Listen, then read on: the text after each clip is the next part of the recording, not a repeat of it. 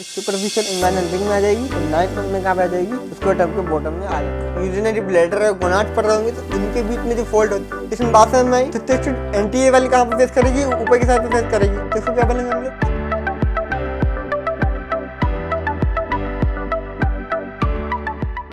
तो welcome to student, आज हम पढ़ने जा रहे हैं यहाँ पर एब्डोमेन एंड पेल्विस। तो जिन लोगों को नहीं पता, मेरी एनाटॉमी क्रैश कोर्स सीरीज चल रही है। हमने अभी तक upper limb, head and neck और थोरैक्स कंप्लीट कर लिया। अब हम जो पढ़ने जा रहे हैं that is abdomen and pelvis. तो बिना टाइम वेस्ट किए शुरू करते हैं।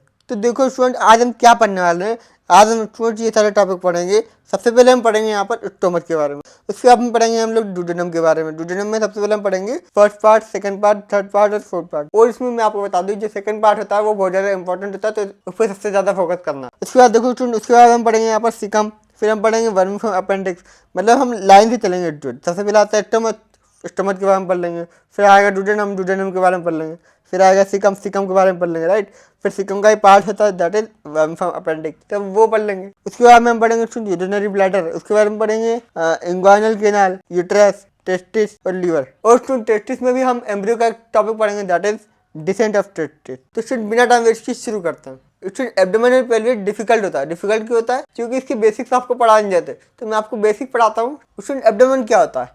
एब्डोमेन स्टूडेंट ये हमारा क्या है, डायफ्राम है। डायफ्राम के नीचे वाले पार्ट को क्या बोलते हैं हम लोग? एब्डोमेन बोलते हैं। ये पूरा क्या है हमारा एब्डोमेन। डायफ्राम के ऊपर वाला क्या था? पूरा पार्ट थोरैक्स था, जिसके बारे में हम लोग पढ़ चुके हैं। ओके, अब हम पढ़ेंगे that is abdomen.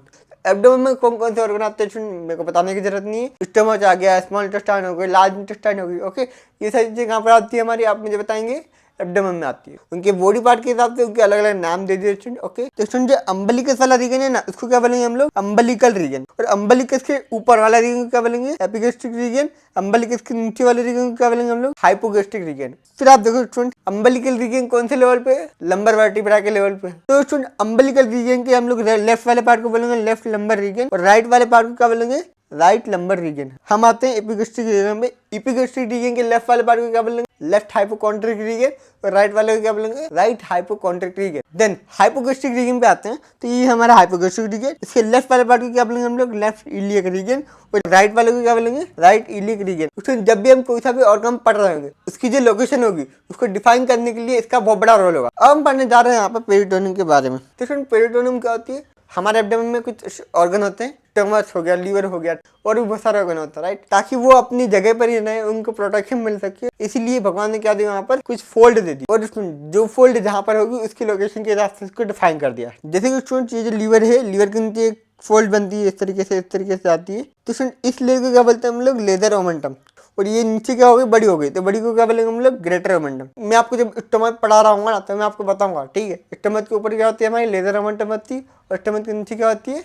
Greater omentum होती है। उसमें फिर हम जब यूरिनरी ब्लैडर और गोनाड पढ़ रहे होंगे, तो उनके बीच में जो फोल्ड होती है उसको बोलते हैं हम लोग रेक्टोवेसाइकल पाउच। क्या बोलते हैं उसको? रेक्टोवेसाइकल पाउच। आप देख सकते हो ये जो फोल्ड है ये इस तरीके से आई, और इस तरीके से इसने पाउच बना दिया। और फिर आप देखो यहाँ पर ये स्मॉल इंटेस्टाइन है। स्मॉल इंटेस्टाइन के बगल में क्या है? ये हमारा ट्रांसवर्स मेसोकोलन। ध्यान देंगे स्टूडेंट, जब मैं आपको ट्रांसवर्स कोलन पढ़ा रहा हूँ, जब मैं आपको दिखाऊंगा ट्रांसवर्स मेसोकोलन, तो वो भी आज हम पढ़ने वाले हैं। फिर आप देखो स्टूडेंट, ये हमारा एब्डोमेन है। स्टूडेंट जो प्यूबिक बोन होती है ना, उसी का पार्ट होता है एक, इसको बोलते हैं हम लोग anterior superior iliac spine. Student आपकी क्लास में भी एक बच्चा होगा जिसका नाम होगा आशीष। क्या नाम होगा? आशीष। मेरे बैच में भी है, बहुत ही शैतान है वो। मतलब आशीष का फुल फॉर्म क्या है? A4 anterior superior iliac spine. और यहाँ पे होती है हमारी प्यूबिक ट्यूबरकल होता है। ये हमारा आशीष था, और ये हमारा प्यूबिक ट्यूबरकल था। इसके बीच में एक लिगामेंट आपको दिख रहा होगा, that ligament is called as inguinal ligament. क्या बोलते हैं इसको? इंग्वाइनल लिगामेंट बोलते हैं। और स्टूडेंट एक बार बताना मैं आपको भूल गया, इसको क्या बोलते हैं हम लोग? लेटरल प्लेन बोलते हैं। क्या बोलते हैं इसको? Lateral plane. उसको क्या बोलते हैं? Transtubercular plane. तो आप देखो स्टूडेंट, ये हमारा राइट लेटरल प्लेन है। राइट लेटरल प्लेन पे क्या है? यहाँ पर बेस ऑफ अपेंडिक्स है। अपेंडिक्स यहाँ पर होता है। स्टूडेंट ये हमारा क्या है? आशीष। ये हमारा क्या है? अम्बलिकस।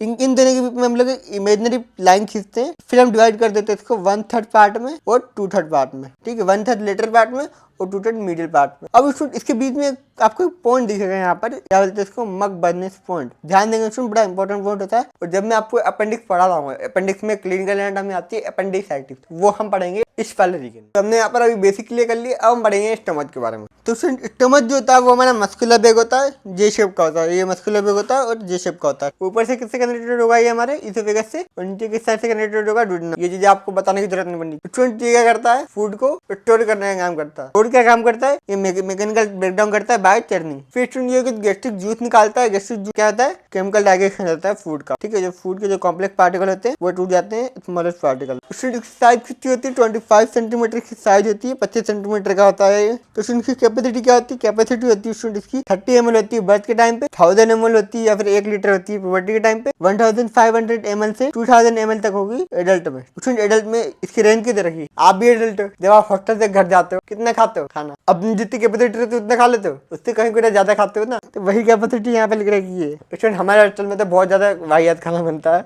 मैंने हॉस्टल की व्लॉग में वीडियो में बोल दिया था बढ़िया खाना लाता है ऊपर, तो बहुत ही गलत किया मैंने। बच्चों के साथ में खाना मिलता है। आपके हॉस्टल में कैसा खाना मिलता है? हमारे हॉस्टल में तो बहुत बेकार खाना मिलता है। आप टिफिन में दाल आएगी, सब्जी आएगी, रोटी आएगी और चावल आएंगे, बस दैट्स इट, खत्म। एक आध फ्राइडे के दिन अच्छा खाना आता है, वो भी उसमें भी वो पूरी आ जाती है और तेल वाली सब्जी लाता है वो टिफिन वाला। पर क्या करें, रेस्टोरेंट खानी पड़ती है। अभी आप लोग हॉस्टल में ही होंगे ना, हॉस्टल में पढ़ाई कर रहे होंगे राइट, तो आपको भी बेकार खाना मिल रहा होगा। नहीं मिल रहा, कोई बात नहीं, एग्जाम के बाद जाना घर पे, बढ़िया खाना खाना। तो आप कितनी कैपेसिटी तक खाओगे स्टूडेंट घर पे जाके खाना, 1500 ml से 2000 ml तक, यानी कि 1.5 लीटर से 2 लीटर तक खाओगे आप। अब स्टूडेंट हम लोग देखते हैं इसकी लोकेशन क्या है, ठीक है स्टूडेंट। ये थोड़ा ऐसा बन गया, कोई बात नहीं, आप इमेजिन कर लो। तो ये कौन से रीजन में आपको दिख रहा है स्टूडेंट, पहले लेफ्ट हाइपोकॉन्ड्रिक रीजन में दिख रहा है, एपिगैस्ट्रिक रीजन में दिख रहा है और अम्बिलिकल रीजन में दिख रहा है। तो वही हम यहाँ पर लिख देंगे, सिंपल सी बात है। देखो एपिगैस्ट्रिक रीजन, अम्बिलिकल रीजन और लेफ्ट हाइपोकॉन्ड्रिक रीजन। फिर हम पढ़ते हैं स्टूडेंट इसके एक्सटर्नल फीचर के बारे में। एक्सटर्नल फीचर में आपको बता दूं, एक्सटर्नल फीचर में आपको वर्ड याद करना है 2। इसमें हर चीज दो होगी, 2 ओरिफिस होंगे, 2 कर्वेचर होंगे, 2 पार्ट होंगे, 2 सर्फेसेस होंगी। तो स्टूडेंट सबसे पहले हम स्टार्ट करते हैं यहाँ पर ओरिफिस से। तो स्टूडेंट ओरिफिस का मतलब क्या होता है, ओपनिंग होता है। तो स्टूडेंट ओपनिंग में हम देखते हैं यहाँ पर 2 ओपनिंग होती है यहाँ पर, ठीक है। एक ऊपर की तरफ होती है, एक नीचे की तरफ होती है। ये वाला जो पार्ट होता है ना, ये वाला पार्ट, ऊपर वाला पार्ट, इसको बोलते हैं कार्डियक। तो कार्डियक वाले पार्ट में जो ओपनिंग होगी उसको क्या बोलेंगे, कार्डियक ओरिफिस बोलेंगे। ये हमारे क्या है, पाइलोरस है। उसमें पाइलोरस के बगल में आपको ओपनिंग दिख रही है, इसको क्या बोलते हैं लोग, पाइलोरस ओरिफिस। और ये जो कार्डियक ओरिफिस है ये कहाँ पे खुलती है, यहाँ पे क्या होता है हमारा इसोफेगस होता है, तो इसोफेगस में जाकर के खुलती है कार्डियक ओरिफिस। और पाइलोरस ओरिफिस कहाँ से खत्म होती है, ये है हमारा पाइलोरस, और यहाँ से ही हमारा डुओडेनम निकलता है सी शेप्ड, जिसके बारे में हम पढ़ेंगे, जो हमारा अगला वाला टॉपिक भी है। तो सुनिए हमारा क्या है, पाइलोरस जो कि डुओडेनम से जुड़ा हुआ होता है, और ये खत्म कहाँ पे होता है, डुओडेनम पे। और यहाँ पर हो गया हमारा ओरिफिस कंप्लीट। तो सुनिए अभी हमने पढ़ा ओरिफिस, अब हम पढ़ेंगे कर्वेचर के बारे में। अब हम कर्वेचर में पढ़ते हैं तो 2 कर्वेचर होते हैं, एक लेजर कर्वेचर होता है, एक ग्रेटर कर्वेचर होता है। तो लेजर कर्वेचर कौन सा होगा, ये जो आपको छोटा वाला दिख रहा है ना, इसको बोलते हैं लेजर कर्वेचर। और ये जो आप बड़ा वाला दिख रहा है इसको क्या बोलेंगे, ग्रेटर कर्वेचर। फिर आप देखो सुनिए हमारा लेजर कर्वेचर है, ये आपको किस तरीके का दिख रहा है, यहाँ पर कॉनकेव है। और ये जो आपको ग्रेटर कर्वेचर दिख रहा है ये कैसा है, कॉन्वेक्स है। अब सुनिए जो स्टमक है, यहाँ पर एक पेरिटोनियम की फोल्ड होती है। तो पेरिटोनियम की फोल्ड कहाँ पर होगी, लेजर कर्वेचर में फोल्ड होती है, ये ग्रेटर कर्वेचर में फोल्ड होती है। मैंने आपको इसके बारे में पहले बताया था, हमने पढ़ा था। देखो तो लेजर कर्वेचर पे कौन सी फोल्ड होगी हमारी, लेजर ओमेंटम। और स्टूडेंट ग्रेटर में कौन सी होगी हमारी, ग्रेटर ओमेंटम। तो ये होगी हमारी लेजर ओमेंटम, ये होगी हमारी ग्रेटर ओमेंटम। तो देखो स्टूडेंट जो स्टमक है इसका जो लेजर कर्वेचर है किससे कनेक्टेड है, लेजर ओमेंटम से कनेक्टेड है। ग्रेटर कर्वेचर है किससे कनेक्टेड है, ग्रेटर ओमेंटम से कनेक्टेड है। हमने यहाँ पे देखा था स्टूडेंट, ये हमारा क्या है, यहाँ पर लेजर ओमेंटम है और यहाँ पर नीचे क्या है, ग्रेटर ओमेंटम। तो स्टूडेंट ओमेंटम क्या होता है, ओमेंटम एक डबल लेयर पेरिटोनियम फोल्ड होता है जो कि स्टमक और बाकी के जो ऑर्गन होते हैं उनको कवर कर रहा होता है, हमने पढ़ लिया था। उसमें मैंने आपको क्या बताया था, ये जो लेजर कर्वेचर होता है, लेजर कर्वेचर भी क्या होता है हमारा, लेजर ओमेंटम होता है। ग्रेटर कर्वेचर भी क्या होता है, ग्रेटर ओमेंटम होता है। इसके साथ में स्टूडेंट 2 लिगामेंट होते हैं, एक होता है गैस्ट्रोस्प्लेनिक लिगामेंट और एक होता है गैस्ट्रोफ्रेनिक लिगामेंट। तो स्टूडेंट हम सबको पता है यहाँ पे डायफ्राम होता है, डायफ्राम और स्टमक के बीच में एक लिगामेंट होता है स्टूडेंट, इसको बोलते हैं गैस्ट्रोफ्रेनिक लिगामेंट। जहाँ पर फ्रेनिक वर्ड आ रहा है आप लिंक करना है डायफ्राम से। स्टूडेंट जी हमारा क्या है, स्टमक है, यहाँ पर प्रेजेंट होता है हमारा स्प्लीन। तो स्प्लीन और स्टमक के बीच में एक लिगामेंट होता है जिसको बोलते हैं हम लोग गैस्ट्रोस्प्लेनिक लिगामेंट। तो सुनिए जो ग्रेटर ओमेंटम होता है इसके ऊपर दो चीजें वो लगी होती है, कौन कौन सी, एक गैस्ट्रोस्प्लेनिक लिगामेंट और एक गैस्ट्रोफ्रेनिक लिगामेंट। नाउ स्टूडेंट हम बनने जा रहे हैं यहाँ पर सरफेसेस के बारे में। तो सरफेसेस कितनी होती है, सरफेसेस 2 होती है, एंटीरियर और पोस्टीरियर। एंटीरियर में एंटीरियर में कैसी होती है, ऊपर और सामने देख रही होती है। अगर मैं आपके सामने देख रहा हूँ तो मैं एंटीरियर में देख रहा हूँ, अब मैं ऊपर भी देख रहा हूँ तो क्या बोलेंगे उसको, एंटीरियर सुपीरियर। अब मान लो स्टूडेंट ये है, इसके साथ थोड़ी मस्ती करते हैं। आप देखो यहाँ पर, इसको हम यहाँ पर रख देते हैं, क्या करते हैं यहाँ पर रख देते हैं। और फिर अगर मैं इसकी तरफ पीछे देख रहा हूँ तो इसको क्या बोलेंगे, बैकवर्ड। और मैं नीचे की तरफ देख रहा हूँ इसकी तरफ, तो इसको क्या बोलेंगे, इंफीरियर। तो इसको क्या बोलेंगे हम लोग, पोस्टीरियर इंफीरियर। सर ओले चलो हटो, बाकी स्टूडेंट बात समझ में आई। तो स्टूडेंट एंटी वाली कहाँ पे फेस करेगी, ऊपर की साइड पे फेस करेगी। तो इसको क्या बोलेंगे हम लोग, देन स्टूडेंट जो पीछे वाली सरफेस है वो किधर फेस करेगी, पीछे तो करेगी सही, बाकी नीचे की तरफ भी करेगी। तो इसको क्या बोलेंगे, बैकवर्ड इंफीरियर सरफेस या फिर पोस्टीरियर इंफीरियर सरफेस बोल सकते हैं। तो हमने यहाँ पे वही लिखा स्टूडेंट, देखो एंटीरियर सरफेस कहाँ पे फेस कर रही है, फॉरवर्ड और अपवर्ड, और जो पोस्टीरियर सरफेस है वो कहाँ फेस कर रही है हमारी, देखो ये इस तरीके से होती है। देखो स्टूडेंट आप देखो ये सरफेस है, ये कहाँ पर है, एंटीरियर में और सुपीरियर में। तो इसको क्या बोलेंगे, एंटीरियर सुपीरियर सरफेस। यहाँ से देखो स्टूडेंट अब ये कहाँ पर है, बैकवर्ड में, ये कहाँ पर है, बैकवर्ड में, और नीचे की तरफ फेस कर रही है। इसको क्या बोलेंगे, पोस्टीरियर इंफीरियर सरफेस। फिर हम पढ़ते हैं यहाँ पर पार्ट्स के बारे में। तो स्टूडेंट पार्ट्स कितने होते हैं इसके, कार्डियक और पाइलोरिस। तो स्टूडेंट ये हो गया पूरा हमारा कार्डियक पार्ट और ये हो गया हमारा पूरा पाइलोरिस पार्ट। अब स्टूडेंट कार्डियक पार्ट जो होता है वो दो पार्ट में डिवाइडेड होता है, एक होता है फंडस और एक होता है बॉडी। तो फंडस कौन सा रीजन है स्टूडेंट, जहाँ से इसे स्टार्ट होती है, वहाँ इसके जो ऊपर वाला रीजन है उसको क्या बोलते हैं हम लोग, फंडस। यहाँ पे अटैच होता है, यहाँ पर स्प्लिन अटैच होता है। फिर यहाँ पर होता है पाइलोरिस। अब जो पाइलोरिस होता है दो पार्ट होते हैं इसके, पाइलोरिक एंट्रम और पाइलोरिक कैनाल। तो ये हो गया हमारा पाइलोरिक एंट्रम और ये हो गया हमारा पाइलोरिक कैनाल। तो ये जो आपको शुरू में दिख रहा है स्टूडेंट, ये हमारा पाइलोरिक एंट्रम, पाइलोरिक एंट्रम के बाद में आता है हमारा पाइलोरिक कैनाल। फिर क्या आता है हमारा ड्यूडेनम, जो कि हमारा अगला टॉपिक भी है। अब हम पढ़ने जा रहे हैं यहाँ पर रिलेशन के बारे में। तो रिलेशन में हम पढ़ेंगे दो चीज, पेरिटोनियल रिलेशन और एक विसरल रिलेशन। तो ये यहाँ पर पेरिटोनियल रिलेशन है और आगे पढ़ेंगे हम लोग क्या, ये हमारा विसरल रिलेशन। पेरिटोनियल रिलेशन क्या होता है स्टूडेंट, जो मैं आपको शुरू में बताई थी ना स्टूडेंट, ये जो फोल्ड बनती है इनके साथ में क्या रिलेशन बना रहा है वो हम पढ़ेंगे पेरिटोनियल रिलेशन में। और विसरल मतलब क्या होता है, ऑर्गन होता है। तो कौन कौन से ऑर्गन के साथ में स्टमक रिलेशन बनाता है, मान लो स्टमक है, स्टमक क्या आगे में और पीछे पोस्टीरियर में, ठीक है, पोस्टीरियर में क्या होती है, कवरिंग होती है। तो वो पेरिटोनियल रिलेशन की कवरिंग होती है। लेजर कर्वेचर पे ये जो पेरिटोनियल लेयर होती है ये मिल जाती है, आपस में क्या बनाती है हमारी, लेजर ओमेंटम। ठीक उसी तरीके से जो ग्रेटर कर्वेचर रहता है वहाँ पे पेरिटोनियल लेयर मिल जाती है, क्या बनाती है हमारा, ग्रेटर ओमेंटम। तो फिर हम पढ़ते हैं यहाँ पे फंडस। फंडस में जो लेयर होती है वो स्टमक और स्प्लीन के बीच में क्या बन जाती है, गैस्ट्रोस्प्लेनिक लिगामेंट। तो गैस्ट्रोस्प्लेनिक लिगामेंट कौन था हमारा, यहाँ पर ये वाला जो आपको दिख रहा है स्टूडेंट, ये वाला, ये क्या हमारा गैस्ट्रोस्प्लेनिक लिगामेंट है। यहाँ पर ये आपको वॉलेट कलर का स्प्लीन दिख रहा है, स्प्लीन के साथ में जो आपको लिगामेंट दिख रहा है इसको क्या बोलते हैं, गैस्ट्रोस्प्लेनिक लिगामेंट। फिर आप देखो विसरल रिलेशन तो बड़ा आसान है। देखो यहाँ पर ये हमारा स्टमक है, एक तो हो गया हमारा डायफ्राम और एक क्या हो गया हमारा लीवर। तो डायफ्राम और लीवर होंगे, और स्टमक के सामने एक एंटीरियर एब्डोमिनल वॉल भी कवर कर रही थी स्टमक को, इसको क्या बोलेंगे हम लोग, एंटीरियर एब्डोमिनल वॉल, जो कि एंटर सरफेस के रिलेशन में आती है। एंटीरियर सरफेस के रिलेशन में कौन कौन चीज आएंगे स्टूडेंट, यहाँ पर आएंगे हमारे पास liver, diaphragm, anterior abdominal wall. फिर हम पढ़ते हैं यहाँ पर पोस्टीरियर सरफेस के बारे में। तो पोस्टीरियर सरफेस जो होता है ना वो बनाती है स्टमक बेड। और मैं आपको बता दूं स्टमक बेड का एक 5 स्टार क्वेश्चन आएगा आपके इसमें, शॉर्ट में आ सकता है, तो उसको कवर करते हैं। तो पोस्टीरियर सरफेस में ये है हमारी क्या, ये हमारा क्या है, स्टमक है। स्टमक को हमने क्या कर दिया, ट्रांसपेरेंट बना दिया। तो ट्रांसपेरेंट बना देते क्या दिखेगा हमको, उसके पीछे वाले पार्ट दिखेंगे। तो इसके पीछे क्या क्या दिख रहा है आपको, यहाँ पर पीछे दिख रहा है यहाँ पर हमारे में जो स्टमक होता है वो कहाँ पे होता है हमारा, लेफ्ट साइड पे। लेफ्ट साइड में क्या मिलेगा हमको, left kidney, left suprarenal gland, okay right. तो ये सारी चीजें मिलेंगी। तो आप देखो यहाँ पर ये जो लेफ्ट किडनी है यहाँ पे प्रेजेंट होती है, और लेफ्ट सुप्रारेनल ग्लैंड होती है वो भी यहाँ पे प्रेजेंट होती है, और यहाँ पे स्प्लीन भी प्रेजेंट होती है। स्प्लीन को एक आर्टरी सप्लाई करते हैं, प्लीज नोट ये हमारा होता है सिलेक्ट ट्रंक। राइट साइड में होता है हमारा सिलेक्ट ट्रंक। सिलेक्ट ट्रंक से लेफ्ट साइड की तरफ एक ब्रांच जाती है जिसको क्या बोलते हैं हम लोग, स्प्लेनिक ब्रांच। फिर आता है हमारा पेंक्रियाज। फिर आप देखो ये पेंक्रियाज भी स्टमक के पीछे है। तो ये सारी चीजें जो होंगी वो रिलेशन में आएगी। फिर आप देखो यहाँ पे क्या आएगा, ट्रांसवर्स मेसोकोलन। ट्रांसवर्स मेसोकोलन क्या होता है वो मैं आपको बता देता हूँ। देखो तो यहाँ पर हम पढ़ते हैं स्टमक बेड। स्टमक बेड में हम यहाँ पे क्या पढ़ेंगे, देखो स्टमक के पीछे क्या क्या दिख रहा है आपको, किडनी दिख रही है। किडनी के ऊपर क्या दिख रहा है, लेफ्ट सुप्रारेनल ग्लैंड। स्टमक कहाँ प्रेजेंट था, लेफ्ट साइड प्रेजेंट था। लेफ्ट में क्या होगी, लेफ्ट किडनी होगी। फिर क्या प्रेजेंट होता है हमारा, लेफ्ट सुप्रारेनल ग्लैंड प्रेजेंट होती है, ठीक है।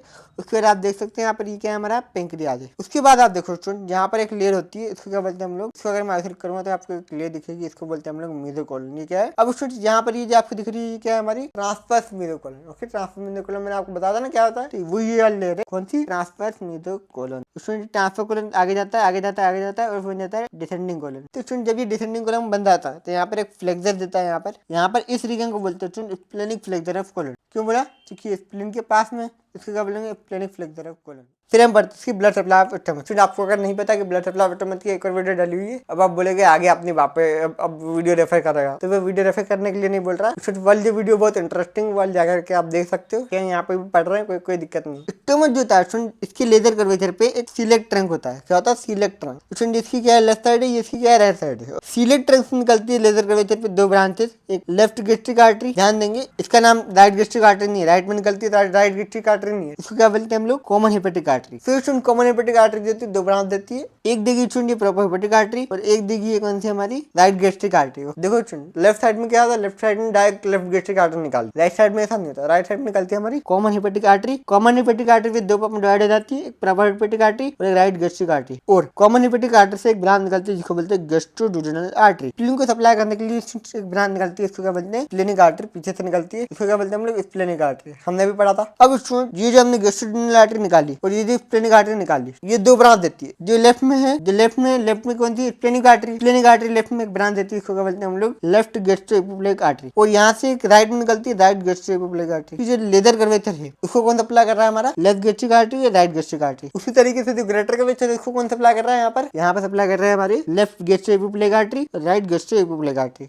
स्टमक का एक रीजन बच गया ये वाला, स्प्लेनिक ब्रांच से निकलती है शॉर्ट गैस्ट्रिक आर्टरी। तो ये हो गए हमारे ब्रांचेस के बारे में। तो लेजर कर्वेचर कौन सी ब्रांचेस है, left gastric artery, right gastric artery है थी। उसके बाद जो सिलेक्ट ट्रंक से जो ब्रांचेस आएगी वो अलग है, प्रॉपर हेपेटिक आर्टरी तो हमने देख ली थी। फिर आप देखो यहाँ पे क्या है, हमारा ग्रेटर कर्वेचर है, राइट गैस्ट्रोएपिप्लेजिक आर्टरी। उसने आप इससे समझ लो गैस्ट्रिक छोटा है तो लेजर कर्वेचर को अप्लाई करेगी। गैस्ट्रोएपिप्लेजिक बहुत बड़ा है, नाम बहुत बड़ा है, तो ये क्या है हमारी गैस्ट्रोएपिप्लेजिक जो कि ग्रेटर कर्वेचर को सप्लाई कर रही होती है। तो ये हो गई हमारी ब्लड सप्लाई ऑफ स्टमक। फिर हम पढ़ते हैं इसकी lymphatic drainage of stomach. Lymphatic drainage of stomach हमको क्या पढ़ना है, यहाँ पर देखो यहाँ पे कुछ रीजन्स होते हैं, ठीक है, जैसे ए बी सी और डी। उसे लिम्फेटिक ड्रेनेज किससे होता है, लिम्फ नोड से होते हैं। इसलिए लिम्फ नोड कौन कौन से होते हैं वो आपको याद करना पड़ेगा। यहाँ पे हमारा क्या स्प्लीन है, स्प्लीन के लिए क्या देगी हमारे यहाँ पे। अब उसमें हमने देखा था यहाँ पर क्या होता है, पेंक्रियास देता है जो कि हमें पीछे की तरफ ड्रेन कर रहा था, राइट। यहाँ पे क्या होता है, स्प्लीन होता है। इन दोनों को कौन ड्रेन करेगा, पेंक्रियाटिक को स्प्लेनिक नोड। तो ये हो गया हमारा पेंक्रियाटिक स्प्लेनिक नोड जो कि ए वाले पार्ट को सप्लाई करेंगे, ड्रेन करेंगे, मतलब वही बात है। उसमें बी वाले रीजन में कौन कौन से होते हैं, लेजर कर्वेचर पे जो होंगे, लेजर कर्वेचर पे कौन कौन से होंगे, वही होंगे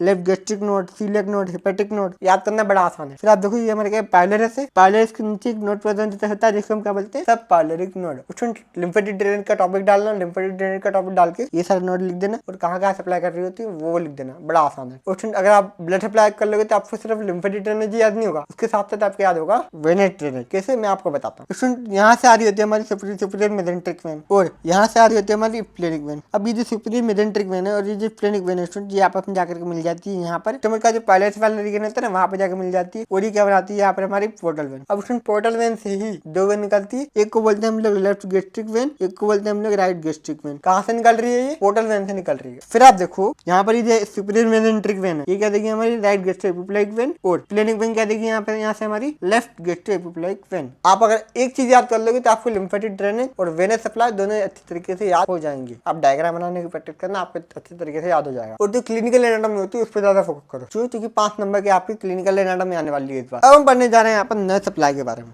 नर्व सप्लाई में दो नर्व सप्लाई होती है, एक होती है सिंपैथेटिक नर्व सप्लाई, एक होती है पैरासिम्पैथेटिक नर्व सप्लाई। जब भी हम किसी भी ऑर्गन की नर्व सप्लाई के बारे में बात करेंगे तो मैं आपको बताऊंगा इसकी पैरासिम्पैथेटिक और सिंपैथेटिक दोनों बताऊंगा। तो सिंपैथेटिक क्या होता है, पैरासिम्पैथेटिक क्या होता है आपको पता होगा, बट बाइक वाला जा रहा है आपको अभी आ जा रही होगी, कोई बात नहीं। तो उसमें पैरासिम्पैथेटिक और सिंपैथेटिक इस एग्जांपल से समझते हैं। देखो उसमें आप कॉलेज में बैठे हो, किसके साथ, हाँ उसके साथ। ऐसे ही होता है कॉलेज में तो नहीं। अब आप पूछेंगे मेरी है कि नहीं है, मेरे तो नहीं है। I am interested in single लड़के तो ना सारे ऐसे ही बोलते हैं, मेरे को तो इंटरेस्ट ही नहीं है इन सब में, अकेला ही ठीक हूँ मैं तो, लोंडो के साथ में घूम रहे होते हैं, दोस्तों के साथ में नहीं। हाँ तो उसके पास में आप बैठे हो और क्लास चल रही है तो उसमें आप बात कर रहे हो उनसे, जो भी आपके स्पेशल उनसे आप बात कर रहे हो। अब उसमें आप मुझे एक बात बताओ, आपने जो सुबह नाश्ता खाया था उसी के साथ में, हाँ उसी के साथ में है ना, आप जब उनसे बात कर रहे हो ना तो आपके स्टमक में क्या हो रहा है, खाना डाइजेस्ट हो रहा है जो आपने सुबह खाया था और पेरिस्टाल्सिस मूवमेंट हो रहा है, आपकी बॉडी जो है वो एनर्जी को सेव कर रही है। अब आपको बात करते हुए देख लिया किसी प्रोफेसर ने, वो आए खड़े हो, हाँ तुम पहले तो आसपास को देखोगे,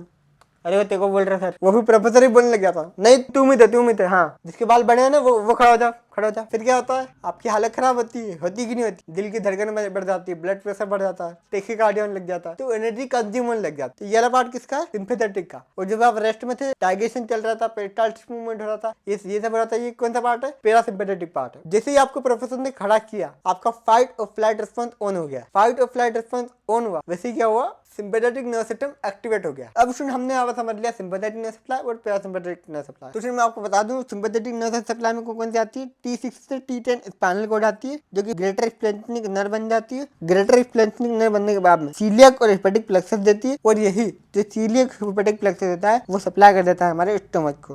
तो ये था हमारा सिंपैथेटिक। ये क्या करेगा, पेरिस्टाल्टिक मूवमेंट को रोक देगा, डाइजेशन को रोक देगा और एनर्जी को जल्दी से जल्दी कंज्यूम करेगा। हार्ट भी बढ़ जाएगी, आपकी ब्लड प्रेशर बढ़ जाएगा। ये सारी चीजें होंगी सिंपैथेटिक नर्व सप्लाई। और जब आपकी बॉडी रेस्ट में होगी तब क्या होगा, यहाँ पर पैरासिम्पैथेटिक कौन होगा। तो पैरासिम्पैथेटिक में क्या होगा वो मैं आपको बताता हूँ। पैरासिम्पैथेटिक नर्व सप्लाई में क्या होगा, वेगस नर्व से सप्लाई आएगी इसोफेगल प्लेक्सस को। इसोफेगल प्लेक्सस यहाँ पे गैस्ट्रिक नर्व में जाती है। जो गैस्ट्रिक नर्व होती है दो सरफेस से इसको सप्लाई करती है, एक एंटीरियर सरफेस, एक पोस्टीरियर सरफेस। तो जो एंट्री में है उसको बोलेंगे एंट्री गैस्ट्रिक नर्व, और पोस्टीरियर में है उसको बोलेंगे पोस्टीरियर गैस्ट्रिक नर्व। तो ये आपको दिख रही है एंट्री में, ये क्या है पोस्टीरियर में।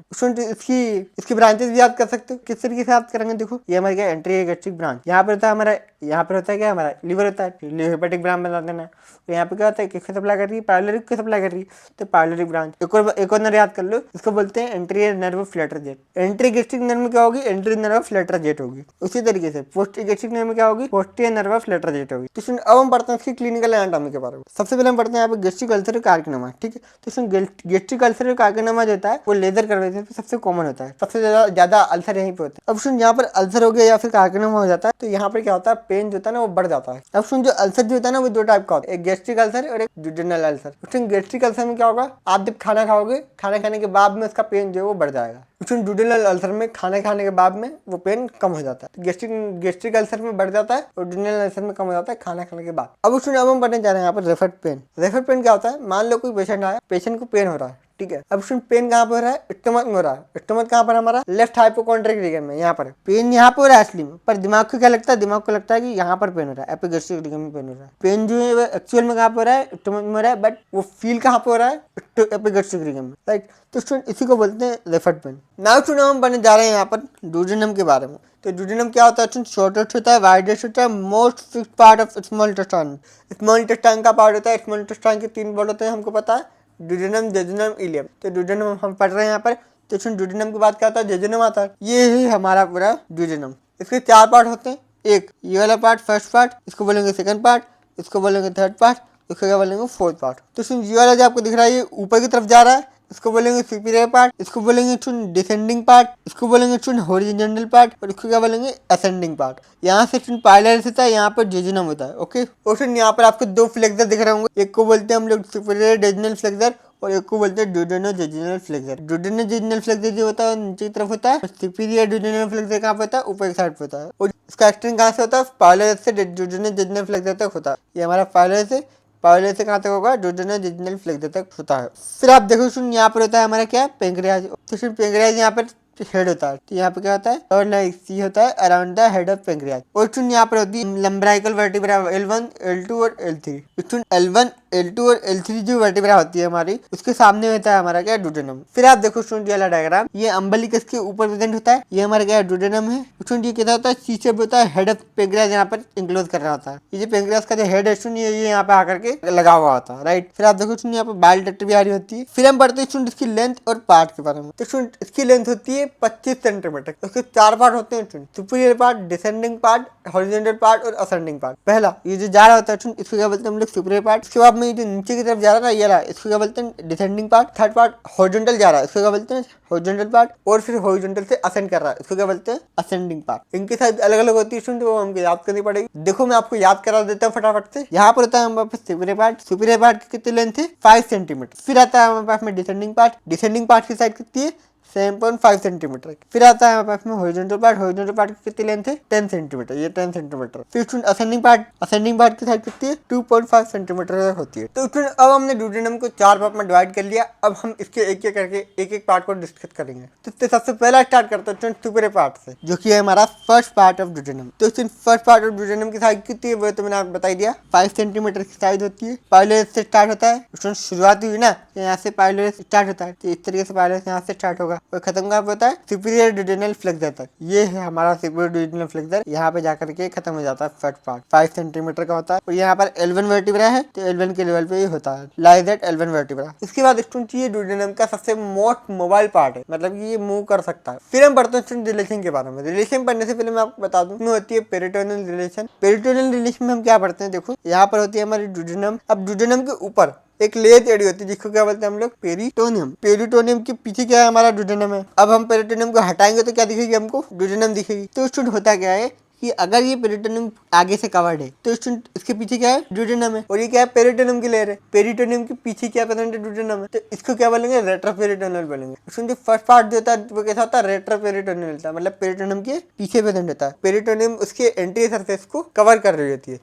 अब उसमें हमने फर्स्ट पार्ट को दो पार्ट में डिवाइड कर लिया। ये हमारे कितने सेंटीमीटर का था, 5 सेंटीमीटर का था, तो हमने उसको 2.5 और 2.5 सेंटीमीटर में आधा आधा बांट दिया। एक को बोला हमने जो कि पाइलोस के पास में, इसको बोलते हैं हम लोग प्रॉक्सिमल 2.5 सेंटीमीटर का, और पहले से दूर होगा इसको बोलते हैं डिस्टल, ये भी होगा 2.5 सेंटीमीटर का। फिर आप देखो यहाँ पर प्रॉक्सिमल 2.5 सेंटीमीटर जो होता है वो कैसा होता है, मोबाइल होता है, और इंट्रापेरिटोनियल मतलब कि क्या होता है, आईपेड को आप क्या समझ लो, प्रॉक्सिमल 2.5 वाला सेंटीमीटर समझ लो। इसके ऊपर भी एक लेयर है, इसके इधर भी लेयर है, तो ये अंदर है, आईपेड इस कवर के अंदर है ना, राइट, इसको क्या बोलेंगे हम लोग, इंट्रापेरिटोनियल बोलेंगे। चलो, तो हमारे प्रॉक्सिमल 2.5 सेंटीमीटर के साथ मोबाइल है, मतलब मूव कर सकता है, और इंट्रापेरिटोनियल पेरिटोनियम के अंदर है। उसमें इंट्रापेरिटोनियल तो अबो में और बिलो में दोनों साइड से पैक होगा, लेजर मोमेंटम होता है, ठीक है। ये हमारे क्या है, ड्यूडेनम है, ड्यूडेनम के अबो में क्या है, लेजर मोमेंटम। इमेजिन करो स्टूडेंट, ये हमारा ड्यूडेनम है, इसके नीचे क्या प्रेजेंट है, ग्रेटर मोमेंटम। इसके अबो में क्या होगा, लेजर मोमेंटम, उसके बिलो में क्या होगा, ग्रेटर मोमेंटम। वो ये बात हमने लिखी है, अबो में लेजर मोमेंटम, बिलो में क्या प्रेजेंट है हमारा, ग्रेटर मोमेंटम। मोमेंटम क्या है, एक डबल लेयर्ड पेरिटोनियल की फोल्ड है। ये जो डिस्टल 2.5 सेंटीमीटर है, ये कहता है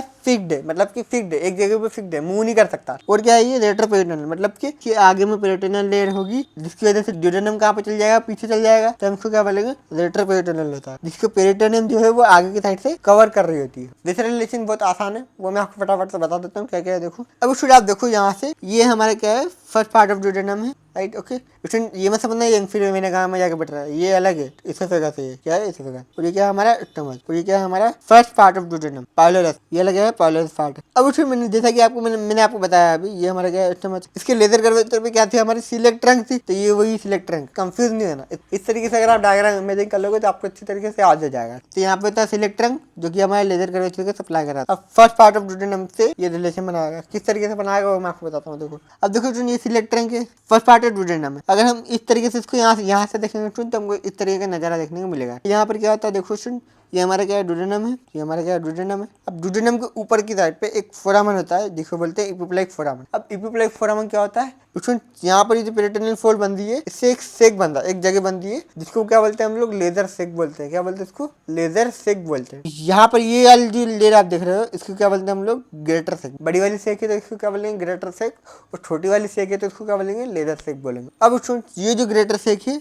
और ये जो लेजर सेक है, इन दोनों के बीच में कनेक्शन होता है। इस कनेक्शन को क्या बोलते हैं हम लोग, इपिप्लाइक फोरामन, जो कि ड्यूडेनम के ऊपर प्रेजेंट होता है। तो यहाँ पर आप देखो, यहाँ पर ये ड्यूडेनम है, ड्यूडेनम के ऊपर क्या प्रेजेंट है हमारा, इपिप्लाइक फोरामन। फिर हमने देखा था इसमें कॉमन हेपेटिक आर्टरी से दो ब्रांच निकल रही होती है, एक प्रॉपर हेपेटिक आर्टरी और एक गैस्ट्रोड्यूडेनल आर्टरी। ये देखो, यहाँ से ही हमारी कॉमन हेपेटिक आर्टरी गई थी, यहाँ से निकाली इसने प्रॉपर हेपेटिक आर्टरी, और यहाँ से निकाली इसने यहाँ पर गैस्ट्रोड्यूडेनल आर्टरी। अब ये जो गैस्ट्रोड्यूडेनल आर्टरी क्या करेगी, ये कौन सा रीजन है, फर्स्ट पार्ट ऑफ ड्यूडेनम है, ध्यान देंगे, ये कौन सा रीजन है हमारा, फर्स्ट पार्ट ऑफ ड्यूडेनम है। तो ये इस तरीके से यहाँ से पास कर रही होती है, और यहाँ से बाइल डक्ट भी पास कर रही होती है, राइट, ठीक है स्टूडेंट। तो ये हमारा क्या है, लीवर है, लीवर की ये बाइल डक्ट है, ये जो फर्स्ट पार्ट ऑफ ड्यूडेनम है, इसके नीचे क्या प्रेजेंट है हमारा, पेंक्रियास का नेक प्रेजेंट होता है, जो कि आपको याद करना पड़ेगा। फर्स्ट पार्ट ऑफ ड्यूडेनम के पीछे क्या होता है स्टूडेंट, इंफीरियर वेना कावा प्रेजेंट होता है। फिर स्टूडेंट ये वाला डायग्राम देख सकते हैं आप, इसमें देख सकते हैं ये सुपीरियर वेंट्रिक वेन है, यहाँ से स्प्लेनिक वेन आ रही थी, ये दोनों मिलकर क्या बना रही थी, पोर्टल वेन बना रही थी। तो इसको भी हम देख लेते हैं फटाफट से। इसमें क्या दिख रहा है, ये जो फर्स्ट पार्ट ऑफ ड्यूडेनम है, ये किससे आ रही है, यहाँ पर ये सुपीरियर वेंट्रिक वेन आ रही थी, ये हमारी क्या आ रही थी, स्प्लेनिक वेन आ रही थी, और ये क्या बनाती है, पोर्टल वेन आती है। तो ये जो आपको दिख रही है पोर्टल वेन, ये वाला पार्ट है, ये वाला पार्ट है, ये पोर्टल वेन दिख रही है आपको, मैंने आपको अभी दिखाई थी। ये यहाँ पे क्या है, पोर्टल वेन है, और ये प्रेजेंट होती है कहाँ पर, फर्स्ट पार्ट ऑफ ड्यूडेनम के पीछे जस्ट। अब हमने इसके डायग्राम देख ली, अब हम इसके रिलेशन देख लेते हैं। सबसे पहले यहाँ पर रिलेशन में आता है एंट्री में। एंट्री में क्या आएगा, यहाँ पर ये लीवर का क्वाड्रेट लोब ऑफ लीवर है। क्वाड्रेट क्या होता है वो आपको थोड़ी देर में समझ आ जाए, जब मैं आपको लीवर पढ़ा रहा हूँ जब। तो ये क्या है, यहाँ पर क्वाड्रेट लोब ऑफ लीवर है, ये कहाँ पर प्रेजेंट होता है, हमारे एंट्री साइड में प्रेजेंट होता है। फिर यहाँ पर लीवर है, तो लीवर के साथ क्या आएगा, गॉल ब्लैडर भी आएगा, तो यहाँ पे गॉल ब्लैडर भी यहाँ पे प्रेजेंट होता है। पोस्टीरियर में क्या क्या प्रेजेंट है स्टूडेंट, पोस्टीरियर में आप देखो, यहाँ पर इसका पोस्टीरियर साइड है, पोस्टीरियर में क्या क्या प्रेजेंट है, यहाँ पर जारी होती है हमारी gastroduodenal artery, bile duct, portal vein, तो गैस्ट्रोड्यूडेनल आर्टरी, पोर्टल वेन और बाइल डक्ट। फिर आप देखो स्टूडेंट सुपीरियर में क्या था, मैंने आपको बताया था सुपीरियर में क्या होता है, इपिप्लाइक फोरामन, राइट।